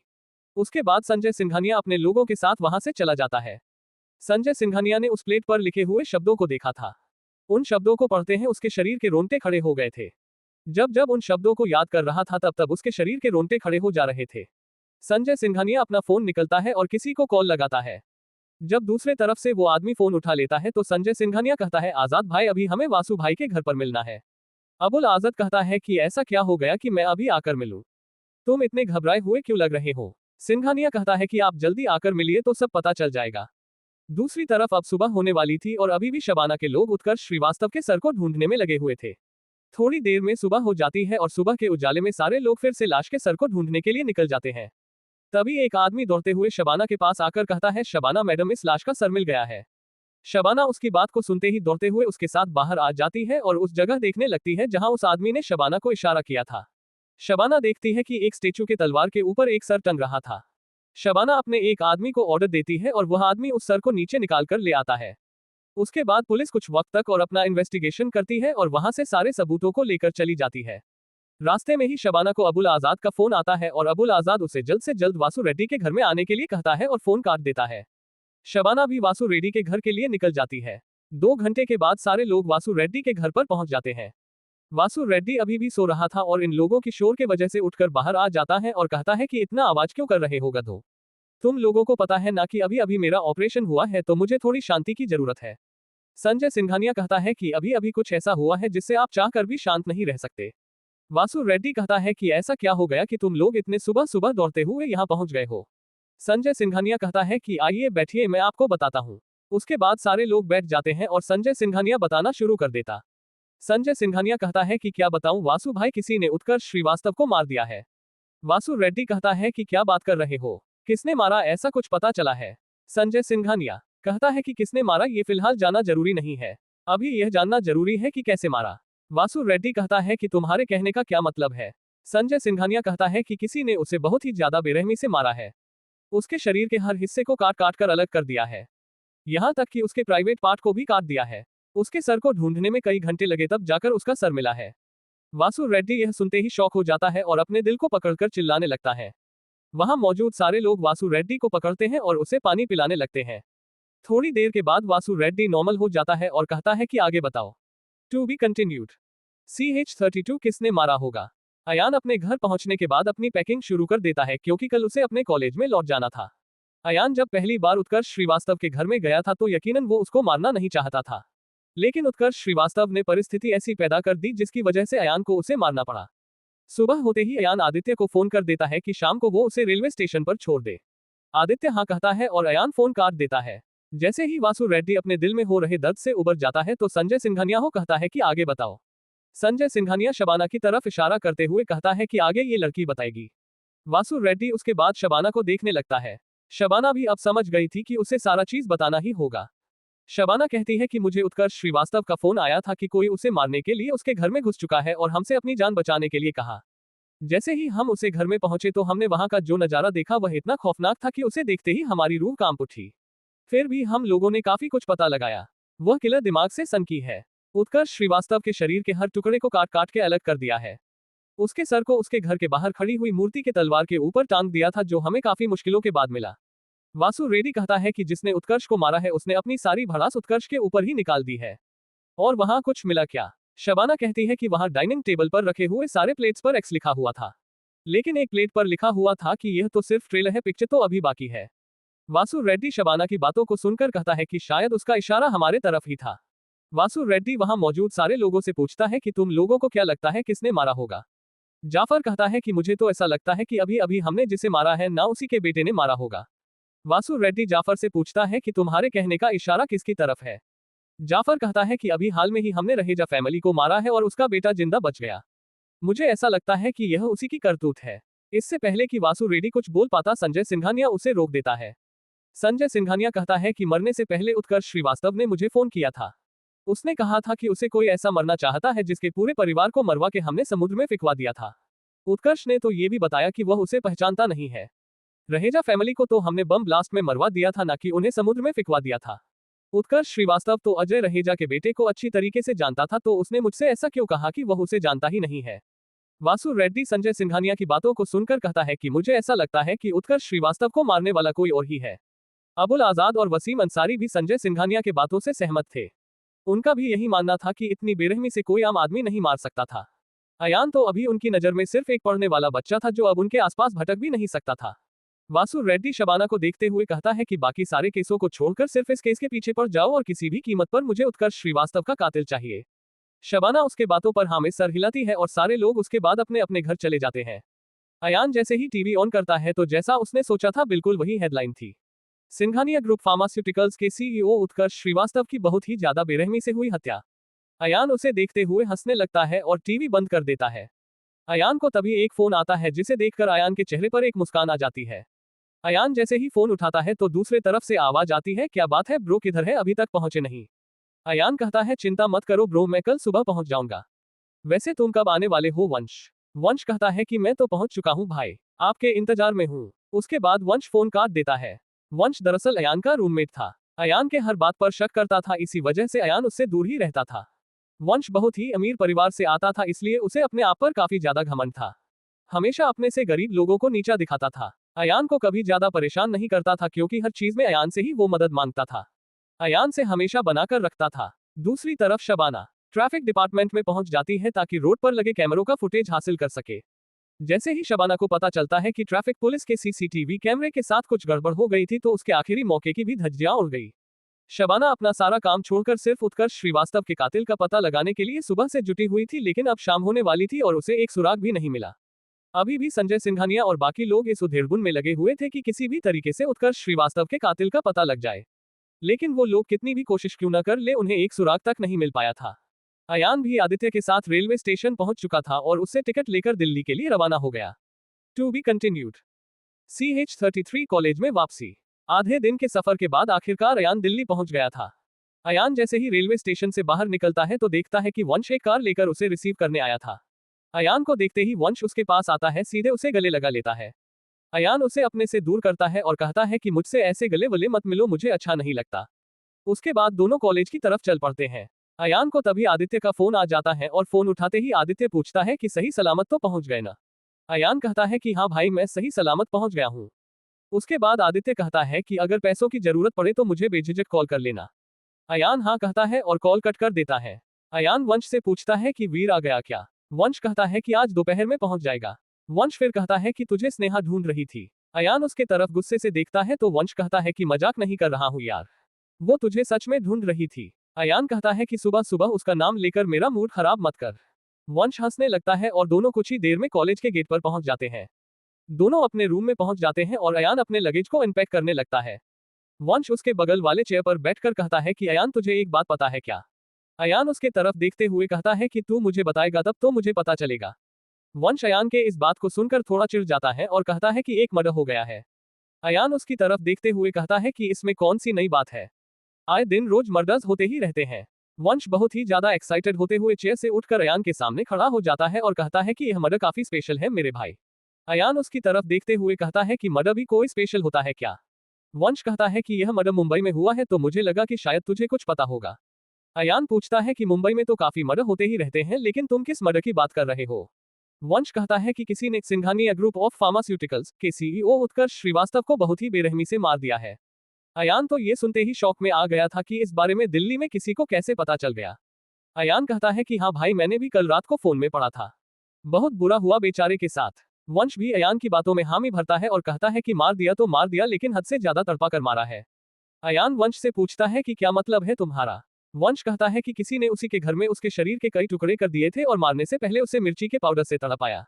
अयान उसकी तरफ देखते हुए शौक में कहता है कि क्या बात कर रहा है? वंश कहता है कि हाँ भाई मैं सही कह रहा हूँ, पुलिस ने तो ऐसा कहा है कि किलर बहुत ही ज्यादा साइको किस्म का है। अयान कहता है कि ऐसे किस्म के लोग भी लोग होते हैं क्या? वंश कहता है कि उस किलर ने लिखा था कि यह तो सिर्फ ट्रेलर है, पिक्चर तो अभी बाकी है। उसने हर तरफ एक्स लिखा हुआ था इसीलिए पुलिस ने इस किलर का नाम एक्स रखा है। अयान मन ही मन कहता है कि काफी अच्छा नाम रखा है। अयान वंश को कहता है कि यह सब छोड़ो यार, क्या यार आते ही मर्डर के बारे में बताना शुरू कर दिया? तुम्हें तो पार्टी करना चाहिए यार और तुम यहाँ मर्डर के पीछे पड़े हुए हो। वंश कहता है कि क्या करूं यार, बार बार ऐसे सनकी खूनी के बारे में पढ़ने को नहीं मिलता है इसलिए बोल रहा था।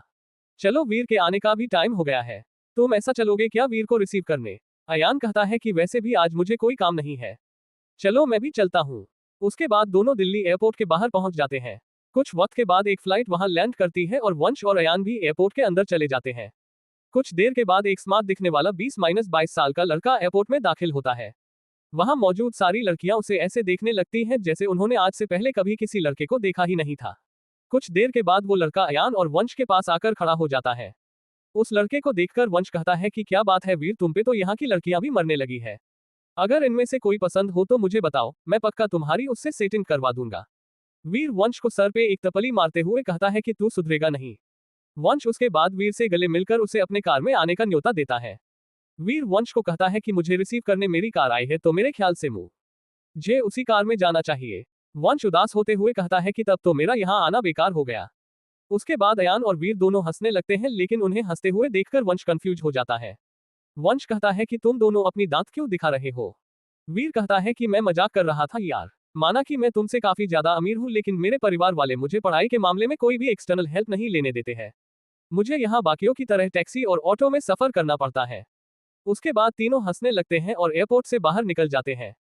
अयान जैसे ही एयरपोर्ट से निकलने वाला होता ही है कि वह एक लड़की से टकरा जाता है।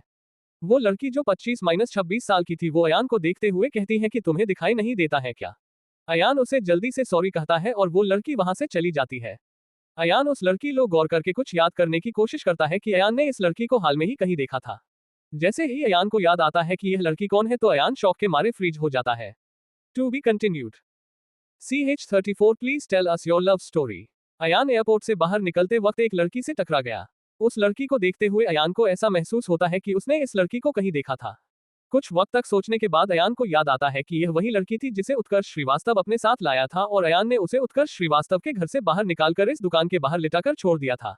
उस लड़की को यहाँ दिल्ली में देखकर अयान थोड़ा शॉक तो हो गया था लेकिन फिर सोचता है कि सारे लोग स्वतंत्र हैं और जहाँ चाहे वहां जा सकते थे तो अयान इस लड़की के बारे में सोचना बंद कर देता है। अयान अभी यह सोच ही रहा था कि अपने सर पर एक दर्द के साथ अपने सोच से बाहर आ गया था। वंश ने अयान के सर पर एक टिप्पणी मारते हुए कहता है कि तुम्हें ये लड़की पसंद आ गई है क्या? अयान उसके तरफ गुस्से में देखने लगता है। वंश कहता है कि तुम जैसे उस लड़की को गौर से देख रहे थे तो मुझे लगा कि वो लड़की तुम्हें पसंद आ गई हो। अयान उसके करीब जाते हुए कहता है कि मैं अगर किसी लड़की को देख लूं तो क्या मैं उस लड़की के प्यार में पागल हूं? उसके बाद अयान और वंश के बीच में इस बात को लेकर तू मैं शुरू हो जाता है। वीर देखता है कि वंश और अयान के बीच में झगड़ा शुरू हो चुका था। ये झगड़ा काफी आगे जाने वाला था इसीलिए वीर उन्हें रोकते हुए कहता है कि तुम लोग अपना झगड़ा बंद करो और कॉलेज चलो। वीर की बातों को सुनकर दोनों रुक जाते हैं और वंश के कार में बैठकर कॉलेज की तरफ रवाना हो जाता है। वंश गाड़ी चला रहा था और वीर और अयान पीछे बैठे हुए थे। वीर धीरे से कहता है कि क्या यार तुम भी वंश जैसे लड़कों से लड़ने लगते हो? अयान कहता है कि तुम समझते नहीं हो भाई, ये सारे बने बनाए काम को अपनी बातों से बिगाड़ देता है। पिछली बार क्या किया था तुम्हें याद है ना? वीर कहता है कि हाँ भाई याद है, इसीलिए इसे काबू में रखने की जरूरत है। वीर भी अयान के बातों पर हंसते हुए अपना सर हिला देता है। अयान और वीर काफी अच्छे दोस्त थे। वीर आदित्य की ही तरह था, लेकिन दोनों में सिर्फ एक ही फर्क था कि आदित्य पढ़ने में सही नहीं था, लेकिन वीर अयान को टक्कर देता था। बाकी वीर भी आदित्य की तरह बात बात पर उखड़ जाता था, लेकिन आदित्य जैसे बिना सोचे समझे कोई कदम नहीं उठाया करता था। शुरू में वीर भी अयान का रूम पार्टनर था, लेकिन इस बार वीर को दूसरे रूम में शिफ्ट कर दिया गया था। कुछ ही देर में तीनों लोग कॉलेज पहुंच जाते हैं और वीर अयान और वंश के साथ अपने कमरे में पहुंचता है। वहां पहले से मौजूद लड़के को देखकर अयान कहता है कि क्या बात है, वीर का नया रूममेट तो अपना भाई व्योम है। दरअसल अभी ही उन्हें पता चला था कि व्योम ही रूममेट है वीर का। अयान ने आते वक्त व्योम को कॉल किया था, लेकिन उसने कॉल उठाया ही नहीं। अयान वीर को छोड़ते हुए व्योम के पास जाता है और उसके कान में धीरे से कहता है कि कैसी है तुम्हारी गर्लफ्रेंड। व्योम कहता है कि कौन सी गर्लफ्रेंड। अयान कहता है कि उस दिन जिसके साथ तुम थे और वो कह रही थी कि आराम से करो व्योम, मुझे दर्द हो रहा है। अच्छा वो, एक मिनट, तुम कहीं कोई गलत मीनिंग तो नहीं निकाल रहे हो ना? अयान व्योम को कहता है कि ऐसी बातों को सुनकर तो कोई भी वैसा मीनिंग ही निकलेगा। व्योम कहता है कि नहीं भाई, वो मेरी इकलौती गर्लफ्रेंड है जिसे मैं कभी छोड़ूंगा नहीं। आपके फोन करने से पहले हम एक जगह घूमने गए थे और वो अचानक गिर गई, जिसकी वजह से उसके हाथ छिल गए थे। जब आपने फोन किया तो मैं उसके घावों पर मरहम लगा रहा था और जलन की वजह से वो ऐसा बोल रही थी। अयान कहता, वो अच्छा किया जो तुमसे पूछ लिया, वरना मैं तो जिंदगी भर कुछ और ही समझता रहता। अयान वीर और वंश की तरफ देखते हुए कहता है कि इधर आ जाओ दोस्तों, एक बहुत ही बड़ी घटना घट गई है। अयान की बात सुनकर वीर और वंश उसके पास पहुंच जाते हैं और पूछते हैं कि क्या हो गया है। अयान व्योम का तरफ इशारा करते हुए कहता है कि तुम लोगों को पता है, हमारे कॉलेज का प्लेबॉय व्योम किसी लड़की के लिए सीरियस हो गया है। ये सुनते ही वीर और वंश के मुंह तो खुले के खुले रह जाते हैं। थोड़ी देर तक शौक में रहने के बाद आखिरकार वंश कहता है कि तुम कोई मजाक तो नहीं कर रहे हो ना? अयान कहता है नहीं ब्रो, काफी ज्यादा सीरियस हूं, क्योंकि अभी व्योम ने ही कहा है कि उस लड़की को कभी नहीं छोड़ेगा। वंश उसके बाद अयान को नजरअंदाज करते हुए व्योम से इस खबर के सच के बारे में पूछने लगता है। व्योम कुछ वक्त तक सोचता है और आखिरकार कहता है कि हाँ, अयान सही कह रहा है। व्योम के इस बात को सुनते ही वंश वीर के ऊपर गिरने का नाटक करते हुए कहता है कि मुझे पकड़ो क्योंकि मैं बेहोश हो रहा हूँ। वीर वंश को पकड़ते हुए कहता है कि अबे नौटंकी बंद कर। वीर की यह बात सुनकर वंश फिर से खड़ा हो जाता है। व्योम का पुराना रिकॉर्ड बहुत ही खराब था। व्योम की 3 सालों में इतनी गर्लफ्रेंड्स बदल डाली थी कि अगर गिरगिट भी उसे देखता तो शर्म के मारे वही मर जाता। इन्हीं हरकतों की वजह से व्योम पूरे कॉलेज में प्लेबॉय के नाम से जाना जाने लगा था। लड़कियां भी उसमें क्या देखती कि उसके एक इशारे पर ही अपना दिल उसे दे देती। व्योम की वजह से कई लोगों के दिल टूट गए थे। वंश व्योम के बगल में बैठ जाता है और कहता है कि please tell us your love story. Veer भी वंश के बातों पर हमें अपनी गर्दन हिला देता है। व्योम थोड़ा शर्माने लगा था। अयान उसे देखते हुए कहता है कि क्या बात है, अपना भाई तो शर्माता भी है। मुझे तो आज ही पता चला है। अयान भी कहता है कि आखिर ऐसी कौन सी लड़की है जिसने हमारे प्लेबॉय को इतना सीरियस कर दिया है। उसके बाद सारे लोग व्योम पर अपनी लव स्टोरी बताने के लिए दबाव डालने लगते हैं। सारे लोगों के दबाव से तंग आकर व्योम भी कहता है कि ठीक है, बताता हूँ। To be continued. CH35 खोदा पहाड़ निकली चुहिया। अयान, वीर और वंश के काफी दबाव देने की वजह से व्योम अपनी लव स्टोरी बताने के लिए मान जाता है। व्योम कहता है कि मैं तुम्हें अपनी लव स्टोरी बताऊंगा, लेकिन पहले तुम लोग वादा करो कि तुम लोग कॉलेज में किसी और को बताओगे नहीं। तीनों लोग व्योम से वादा करते हैं कि व्योम की लव स्टोरी बाहर किसी पांचवे को पता नहीं चलेगी। व्योम कहता है कि मुझे ऐसे विश्वास नहीं होगा, इसलिए तुम लोग कसम खाकर कहो कि तुम मेरी लव स्टोरी किसी और को नहीं बताओगे। व्योम की बात सुनकर तीनों अपने हाथों को व्योम की सर पर रख देते हैं और एक साथ कहते हैं कि हमें तुम्हारे सर की कसम, हम लोग इसे लीक नहीं होने देंगे। व्योम उनकी हाथों को अपने सर से हटाता है और कहता है कि अबे सालो, तुम लोगों को मैंने अपने सर की कसम खाने को नहीं कहा है। तुम लोग मेरी झूठी कसम खाकर मरवाना चाहते हो क्या? तुम लोग अपने सर की कसम खाओ। उसके बाद सारे लोग अपने सर की कसम खा लेते हैं। व्योम अब थोड़ा संतुष्ट नजर आ रहा था। अयान पूछता है कि तुम्हें हमारे ऊपर विश्वास नहीं है क्या? व्योम कहता है कि मुझे तुम दोनों पर तो विश्वास है, लेकिन इस वंश पर विश्वास नहीं है। ये पक्का कहीं मेरी लव स्टोरी की उल्टी कर देगा। उसके बाद सारे लोग वंश को घूरने लगते हैं।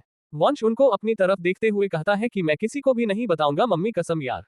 व्योम भी अब थोड़ा संतुष्ट हो गया था कि उसकी लव स्टोरी कहीं लीक नहीं होगी। वीर पूछता है कि अगर तुम्हारी लव स्टोरी लीक भी हो गई तो क्या फर्क पड़ेगा? व्योम कहता है कि पागलों वाली बात मत करो वीर भाई, अगर कॉलेज में किसी को गलती से भी पता चल गया तो वो लोग मेरा जीना हराम कर देंगे। अयान सबको रोकते हुए कहता है कि रुक जाओ सब लोग और व्योम तू बताना शुरू करो, तुम्हारी लव स्टोरी लीक नहीं होगी। सारे लोग चुप हो जाते हैं और वंश अपनी लव स्टोरी बताना शुरू कर देता है। वंश कहता है कि मेरी गर्लफ्रेंड का नाम जाह्नवी मलिक है। वो मेरी फैमिली फ्रेंड की बेटी है। दिखने में काफी खूबसूरत है, लेकिन इतनी दौलत होने के बावजूद वो सिंपल तरीके से रहना पसंद करती है। वंश बीच में ही कहता है कि तुम उसकी इस आदत पर फिदा हो गया। अयान जानता था कि मालिक फैमिली भारत की जानी मानी फैमिली हुआ करती है और अयान के पापा ने भी उनसे मिलने की कोशिश की थी, लेकिन कोई बात नहीं बनी। व्योम वंश को घूरते हुए देखने लगता है और कहता है कि अगर तुमने एक बार और बीच में मुझे टोका तो मैं तुम लोगों को कुछ नहीं बताऊंगा। वीर और अयान वंश को घूरते हुए चुप रहने का इशारा करते हैं और अयान कहता है कि अपने तूने एक शब्द और बोला ना, मैं तुम्हारे मुंह पर टेप लगा दूंगा। अयान की बातों को सुनकर कहता है सॉरी, अब नहीं बोलूंगा। उसके बाद वंश चुप हो जाता है और व्योम आगे बोलना शुरू करता है। व्योम कहता है कि वो मुंबई में रहती है और मैं भी छुट्टियों में मुंबई चला गया था और पापा के वजह से मैं उसके घर पर रुका हुआ था। उसके साथ मैं कई जगहों पर गया और वहां मैंने उसे कहा कि मैं यहाँ जिस भी लड़की को देखूंगा वो मेरी दीवानी हो जाएगी। उसे तो मेरी इस बातों पर विश्वास नहीं हो रहा था। मैंने भी उसे दिखाने के लिए कई लड़कियों को इशारे किए। मैंने जिस जगह पर जिस भी लड़की को इशारा किया वो मेरे बाहों में आती जा रही थी और जाह्नवी का मुंह खुलते ही जा रहा था। कितनी लड़कियों को अपने बॉयफ्रेंड को छोड़ छोड़कर मेरे पास आ जा रही थी। जब कभी भी लड़की है ऐसा कर रही थी तो उनके बॉयफ्रेंड का थोबरा देखने लायक हो गया था। जाह्नवी बस मुझे ही देखते जा रही थी। जब हम वापस लौटे तो उसने मुझसे पूछा कि ये सब करके तुम्हें क्या हासिल हुआ। मैंने बस इतना ही कहा कि मुझे मजा आता है। इस बात को सुनते उसने मेरे गाल पर एक जोरदार थप्पड़ मारा। सच बताऊं तो मुझे वह थप्पड़ खाकर इतना बुरा नहीं लगा जितना उस बात को सुनकर लगा जो उसने आगे कहा।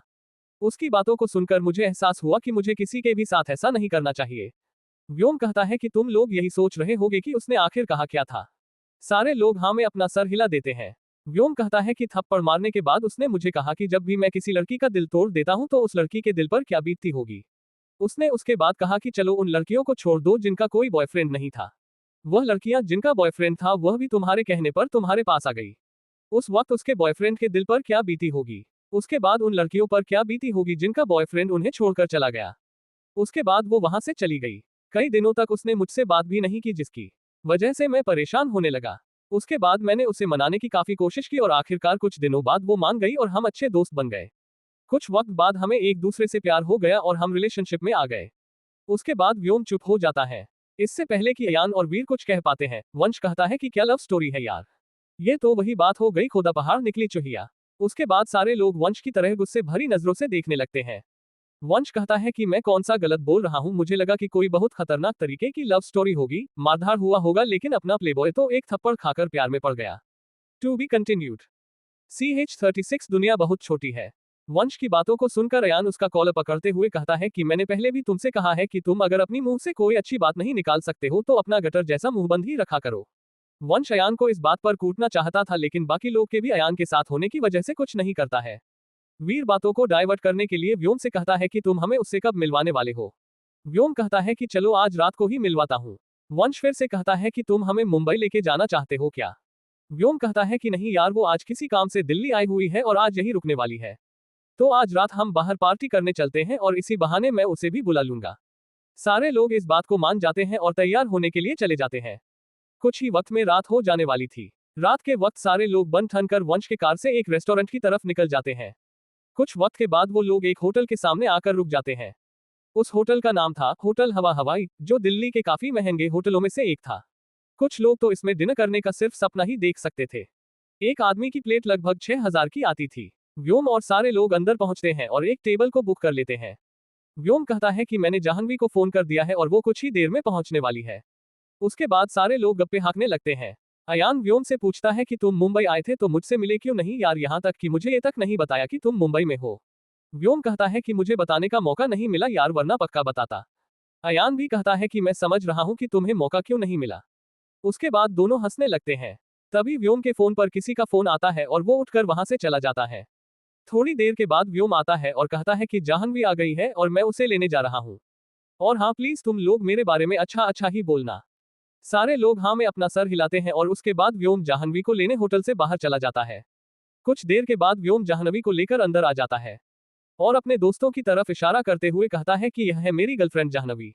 जैसे ही अयान उस लड़की को देखता है तो उसके पैरों तले धरती खिसक जाती है। अयान जो पानी पी रहा था वो उसके गले में अटक जाता है और वो खांसने लगता है। ये वही लड़की थी जो उस दिन उत्कर्ष श्रीवास्तव के साथ थी, जिसे अयान ने उत्कर्ष श्रीवास्तव के घर से निकालकर उस दुकान के सामने लिटा दिया था। आज ये लड़की उससे एयरपोर्ट पर भी टकराई थी। अयान मन मन सोचता है कि ये दुनिया कितनी छोटी है। अयान फिर से पानी पीता है और कहता है कि सॉरी गाइज।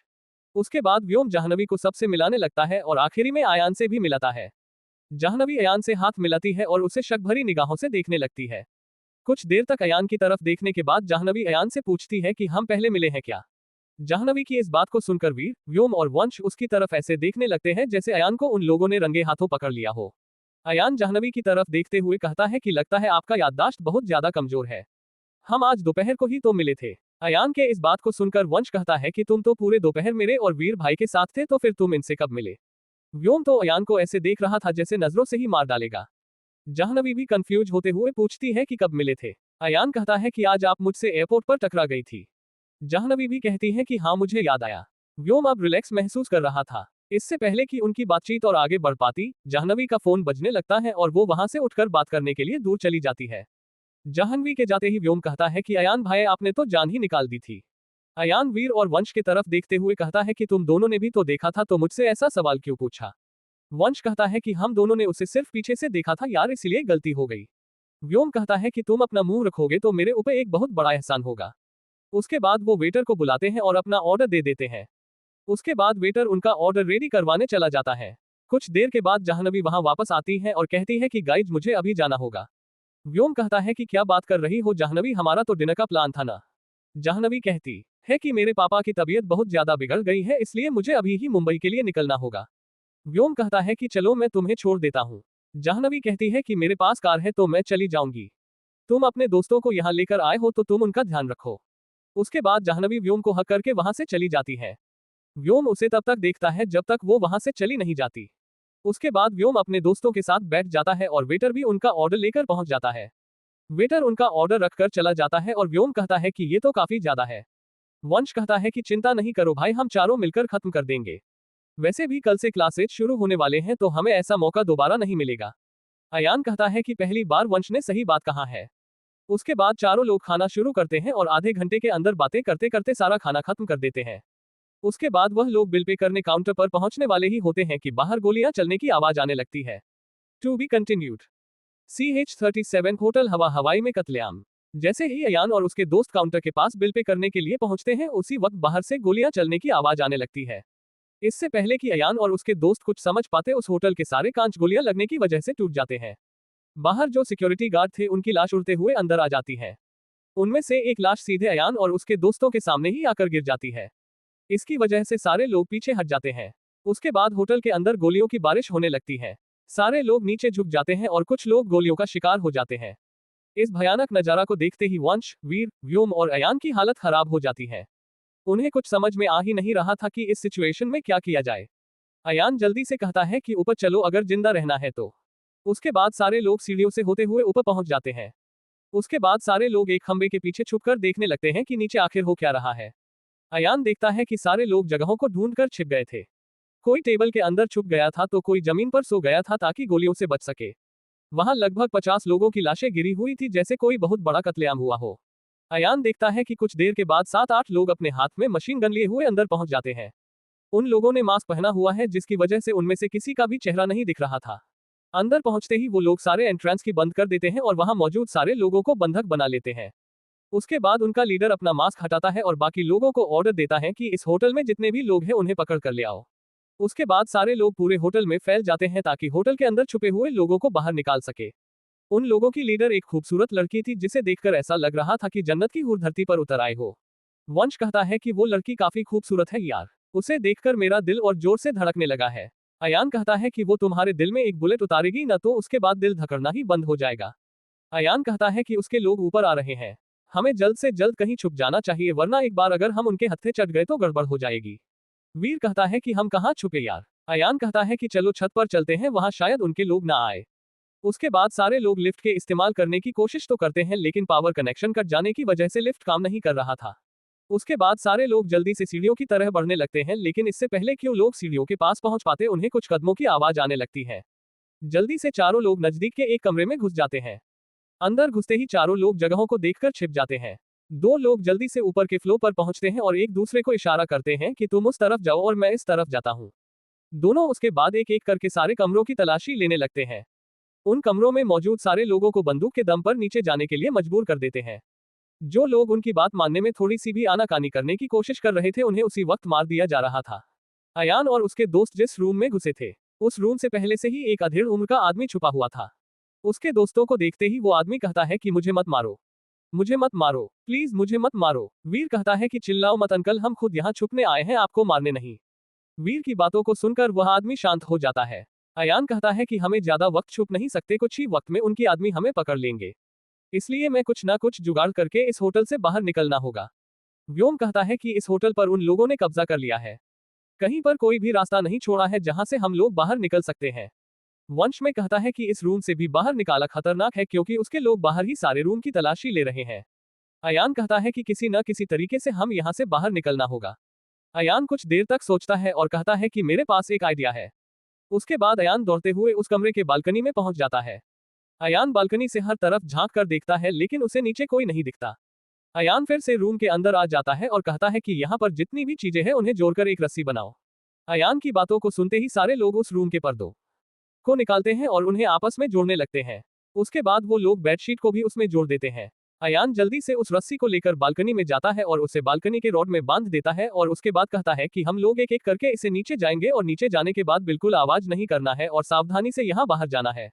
उस होटल के पीछे एक छोटा सा जंगल था जहाँ कोई भी आसानी से छुप सकता था और वहां से भाग सकता था। अयान की बातों को सुनते हैं एक एक करके सारे लोग नीचे उतरने के लिए आगे आने लगते हैं। अयान कहता है कि सबसे पहले वंश नीचे जाएगा, उसके बाद व्योम जाएगा। अयान के इतना कहते ही वंश रस्सी के सहारे नीचे उतरने लगता है। तभी इस रूम का दरवाजा कोई तेजी से खटखटाने लगता है। To be continued. CH-38 untraceable hacking device. Vansh के नीचे उतरते ही व्योम भी इस रस्सी के सहारे नीचे उतरने लगता है, लेकिन तभी उस रूम का दरवाजा तेजी से बजने लगता है। इससे सारे लोग घबरा जाते हैं। अयान कहता है कि वीर इसके बाद तुम इस अधेड़ उम्र के आदमी को उतारना, मैं अभी देख के आता हूँ कि कौन है। वीर कहता है कि खतरा है भाई। अयान कहता है कि चिंता मत करो ब्रो। हर तरफ गोलियां चलने की आवाज आ रही थी। उसके बाद अयान धीरे धीरे उस दरवाजे की तरफ बढ़ने लगता है। अयान कुछ देर तक दरवाजे के बगल में रुककर इंतजार करता है और उसके बाद कीहोल से देखता है कि बाहर कौन दरवाजा पीट रहा है। अयान दिखता है एक लड़की दरवाजा पीट रही थी और काफी डरी हुई लग रही थी। अयान पहले तो सोचता है लेकिन फिर उसके बाद दरवाजा खोलकर उस लड़की को अंदर खींच लेता है। उसके बाद फिर से दरवाजा बंद कर देता है। वो लड़की काफी सुंदर थी लेकिन डर के मारे कांप रही थी और उसके सर से पसीने की बूंदें भी नीचे गिर रही थी। अयान उस लड़की से पूछते हैं, कौन हो तुम और यहाँ क्या कर रही हो? कुछ देर तक लंबी लंबी सांसें लेने के बाद वह लड़की कहती है कि मुझे बचा लो, वो मेरे पीछे पड़े हुए हैं। अयान कहता है कि तुम्हारे कहने का मतलब क्या है?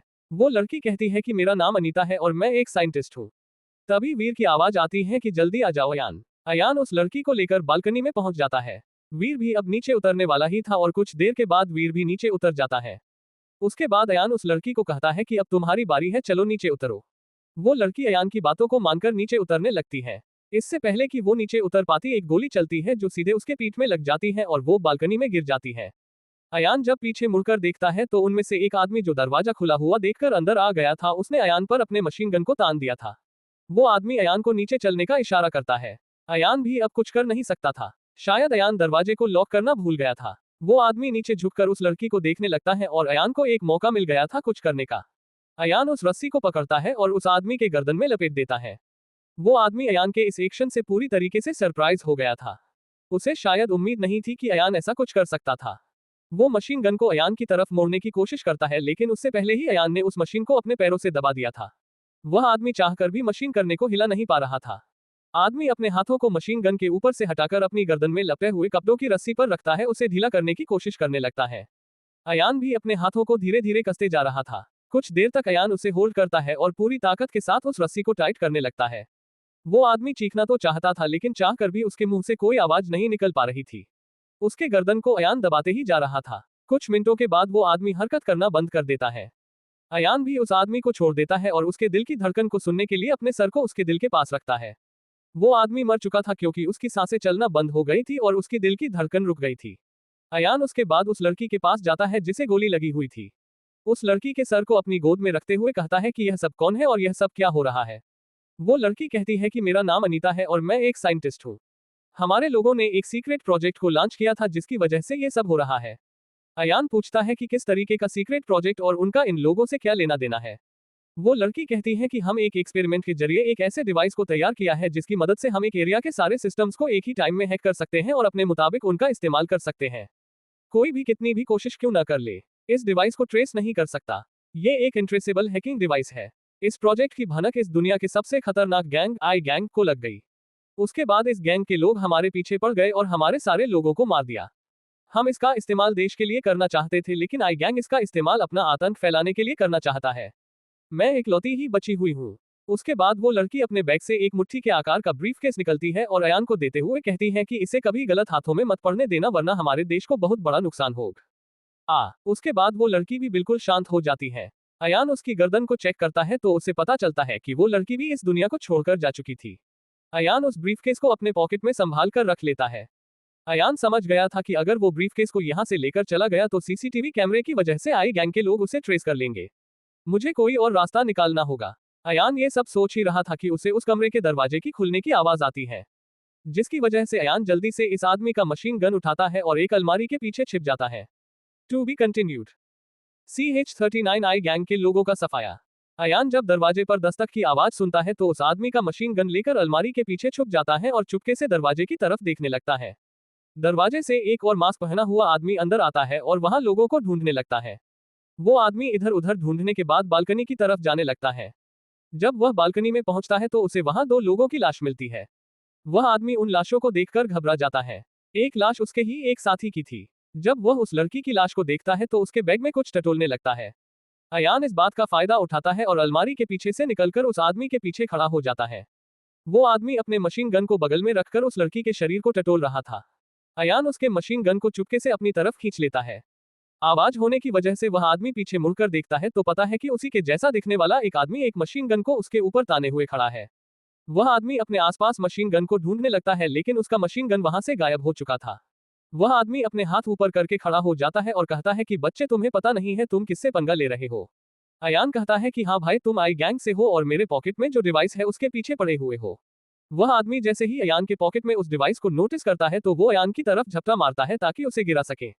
अयान पहले ही इस चीज को नोटिस कर लेता है और मशीन गन के ट्रिगर को दबा देता है और उस आदमी को गोलियों से भून देता है।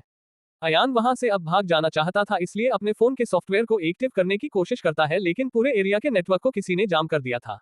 जनता था कि अगर वो आसपास के सीसीटीवी कैमरे को बंद नहीं कर पाया तो आई गैंग के लोग आसानी से उस तक पहुंच सकते थे और उसकी वजह से उसकी जिंदगी में एक बहुत बड़ा भूचाल आ सकता था। अयान कुछ वक्त तक सोचता है और उसे एक आइडिया आता है और होठों पर एक मुस्कान। अयान तभी बाहर पुलिस के सायरन की आवाज सुनकर समझ जाता है कि पुलिस भी यहाँ पहुंच चुकी है। अयान इस आदमी के कपड़ों को उतार लेता है जिसे उसने पहले मारा था। उस कपड़ों को अपने कपड़ों के ऊपर पहन लेता है और मास्क भी लगा लेता है। अयान अपने आप को आईने में देखता है और पाता है कि उस आदमी और अयान में शायद ही कोई डिफरेंस था। अयान इस फ्लो के दोनों लोगों को निपटा दिया था, इसलिए वो सीढ़ियों की मदद से अगले फ्लो पर पहुंच जाता है और पहुंचते ही उसका सामना एक और आदमी से हो जाता है जो मशीन गन लेकर घूम रहा था। अयान को देखते ही वो आदमी कहता है कि तुम यहाँ क्या कर रहे हो? तुम्हें तो नीचे वाले फ्लो पर होना चाहिए। अयान तो पहले डर गया था लेकिन अपने डर पर काबू पाते हुए कहता है कि मैंने नीचे वाले पूरे फ्लो को खाली कर दिया है तो अब मैं तुम्हारी मदद करने ऊपर आ गया हूँ। वो आदमी भी अयान के बातों से सहमत हो जाता है और कहता है कि मेरे साथ आओ। उसके बाद अयान उस आदमी के पीछे चलने लगता है। वो लोग सारे लोगों को रूम से बाहर निकालकर नीचे भेज रहे थे। कुछ देर के बाद वह आदमी और अयान एक ऐसे रूम में घुसते हैं जो पूरा खाली था। वह आदमी उस पूरे रूम में इधर उधर घूमने लगता है और लोगों को ढूंढने को कोशिश करने लगता है। अयान को इसी मौके का तो इंतजार था। अयान उसके पीछे खड़ा हो जाता है और जैसे ही वो आदमी पीछे मुड़कर देखता है तो शौक के मारे फ्रीज हो जाता है। अयान उसके ऊपर गन ताने खड़ा था और वह आदमी कहता है कि तुम पागल हो गए हो क्या? तुम अपने ही आदमी को ही मारोगे क्या? अयान हंसते हुए कहता है कि मैं न तो तुम्हारा आदमी हूं और ना ही तुम्हें जानता हूं। वो आदमी शौक में कहता है कि तुम्हारे कहने का मतलब क्या है? अयान हंसते हुए कहता है कि मैंने तुम्हारे 2 आदमियों को ऊपर पहुंचा दिया है। वो दोनों आदमी ऊपर अकेले हैं इसलिए मैं सोच रहा हूं कि तुम्हें भी ऊपर पहुंचा दूं। अयान की बातों को सुनकर वह आदमी अपने गन को उठाकर अयान की तरफ गोली चलाने की कोशिश तो करता है लेकिन उसके गन चलाने से पहले ही अयान गोलियों से उसे भून देता है। अयान इस आदमी की तलाशी लेता है लेकिन इसके बॉडी में कुछ नहीं मिलता है। अयान ने बाकी 2 लोगों की भी तलाशी ले ली थी लेकिन उनके बॉडी से भी कुछ नहीं मिला। अयान ने 8 लोगों में से 3 को टपका दिया था और 5 अभी भी बाकी थे। तभी उस कमरे में कोई और भी आता है और अयान को देखते हुए कहता है कि तुम यहाँ खड़े क्यों हो? अभी हमें और भी कमरों की तलाशी लेनी है। अयान पीछे मुड़कर देखता है तो पाता है कि ये उन लोगों में से एक था। अयान ने उस आदमी को एक कमरे के अंदर भून दिया था। अयान उसे देखते हुए कहता है कि इस कमरे में कुछ है, मैं अंदर जाने ही वाला था कि तुम आ गए। वह आदमी कहता है कि क्या है अंदर? अयान कहता है कि आओ और खुद ही देख लो। वो आदमी अयान को बगल में साइड करके इस कमरे के अंदर झांक करके देखने लगता है और कहता है कि हमारा आदमी यहाँ मरा पड़ा है। वो अयान की तरफ जैसी देखता है तो अयान उसके ऊपर 2 गोलियां ही चला पाता है कि उस मशीन गन को गोलियां खत्म हो गई थी। To be continued. CH-40I gang के लोगों का सफाया पार्ट 2। अयान ने उस आदमी को 2 गोलियां ही मारी थी कि मशीन गन की गोलियां खत्म हो गई। अयान का उस वक्त बहुत अच्छा किस्मत था क्योंकि जो दोनों गोलियां अयान ने चलाई थी वो उस आदमी के सर पर लग गई थी जिसकी वजह से वो मौके पर ही दम तोड़ चुका था। अयान उस बंदूक को फेंककर एक दूसरा बंदूक उठा लेता है और आखिरी फ्लो के ऊपर पहुंच जाता। उस होटल में कुल 3 फ्लो थे और उस लड़की ने लोगों को ग्राउंड फ्लो पर कैद करके रखा हुआ था। अयान आखिरी फ्लो पर पहुंचता है और एक रूम के अंदर पहुंचता है जहां आई गैंग का एक आदमी 4 लोगों को मार चुका था और बाहर ही आने वाला था कि अयान अंदर पहुंच गया था। अयान उसे देखते हुए कहता है कि हम कितने लोग हैं यार। वो आदमी कहता है कि हम 8 लोग अंदर है और एक इस होटल के पीछे है। वह आदमी कहता है कि यह तो हम सबको पता है तो तुम क्यों पूछ रहे हो। अयान हंसते हुए कहता है कि तुम लोगों को ना पता है, मुझे तो अभी पता चला है, और उस आदमी को भी गोलियों से भून डालता है। उसके बाद अयान उस फ्लो पर मौजूद दूसरे आदमी को ढूंढने के लिए निकल जाता है। कुछ ही देर में वहां आदमी आया इनके पास आ जाता है और कहता है कि यह पूरा फ्लो खाली हो गया और अब हमें नीचे चलना चाहिए। अयान कहता है कि तुम पूरी तरीके से कंफर्म तो हो ना। वह आदमी कहता है कि हाँ भाई, मैंने हर रूम की तलाशी ली है और यहाँ कोई नहीं बचा है। जो नीचे जाना चाहते थे वह शराफत से नीचे गए और जो नहीं जाना चाहते थे ऊपर पहुंच गए।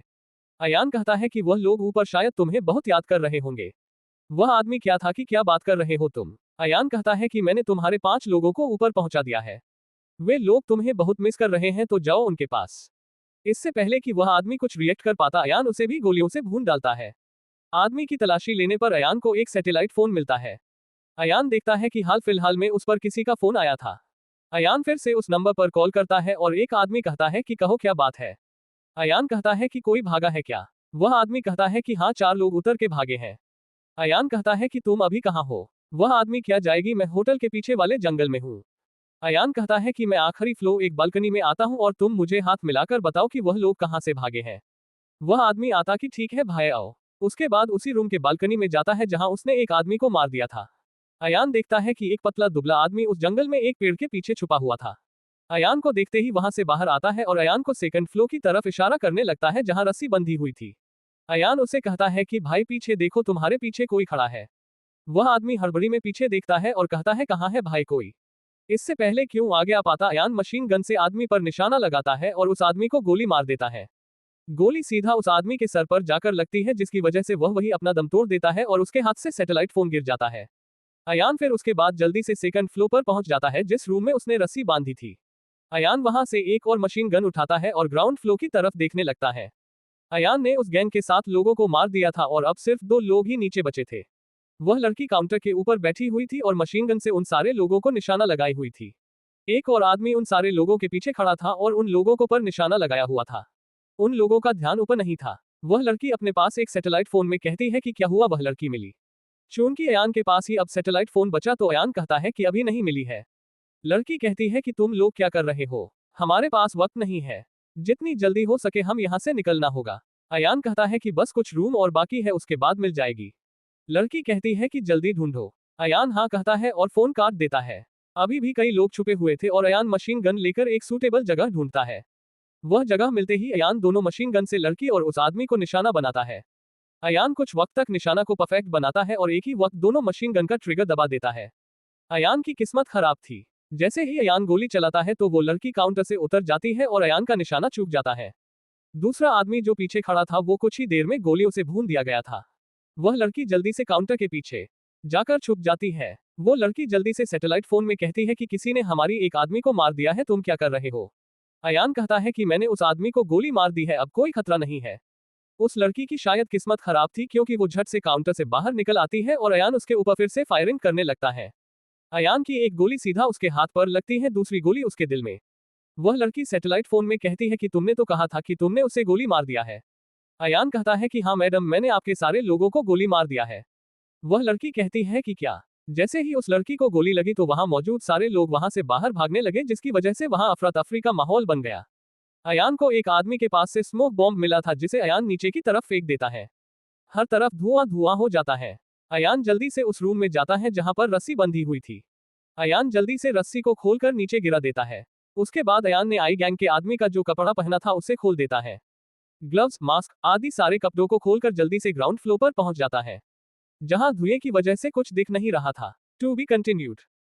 आज के लिए बस इतना ही। अगर आप इस कहानी के बारे में और अधिक जानकारी चाहते हैं तो पढ़ते रहिए कहानी किलर एक्स। और अगर आपको ये कहानी पसंद आए हो तो प्लीज लाइक, सब्सक्राइब और शेयर करें। और अगर हमारे कहानी में किसी भी प्रकार की गलती हुई हो तो कृपया मुझे कमेंट सेक्शन में इन्फॉर्म करें। और अगर आप हमारे चैनल को लाइक, शेयर, सब्सक्राइब और कमेंट करते हैं तो हमें और अधिक मोटिवेशन मिलती है इस तरह की और कंटेंट बनाने के लिए। धन्यवाद। Folded hands, folded hands, folded hands.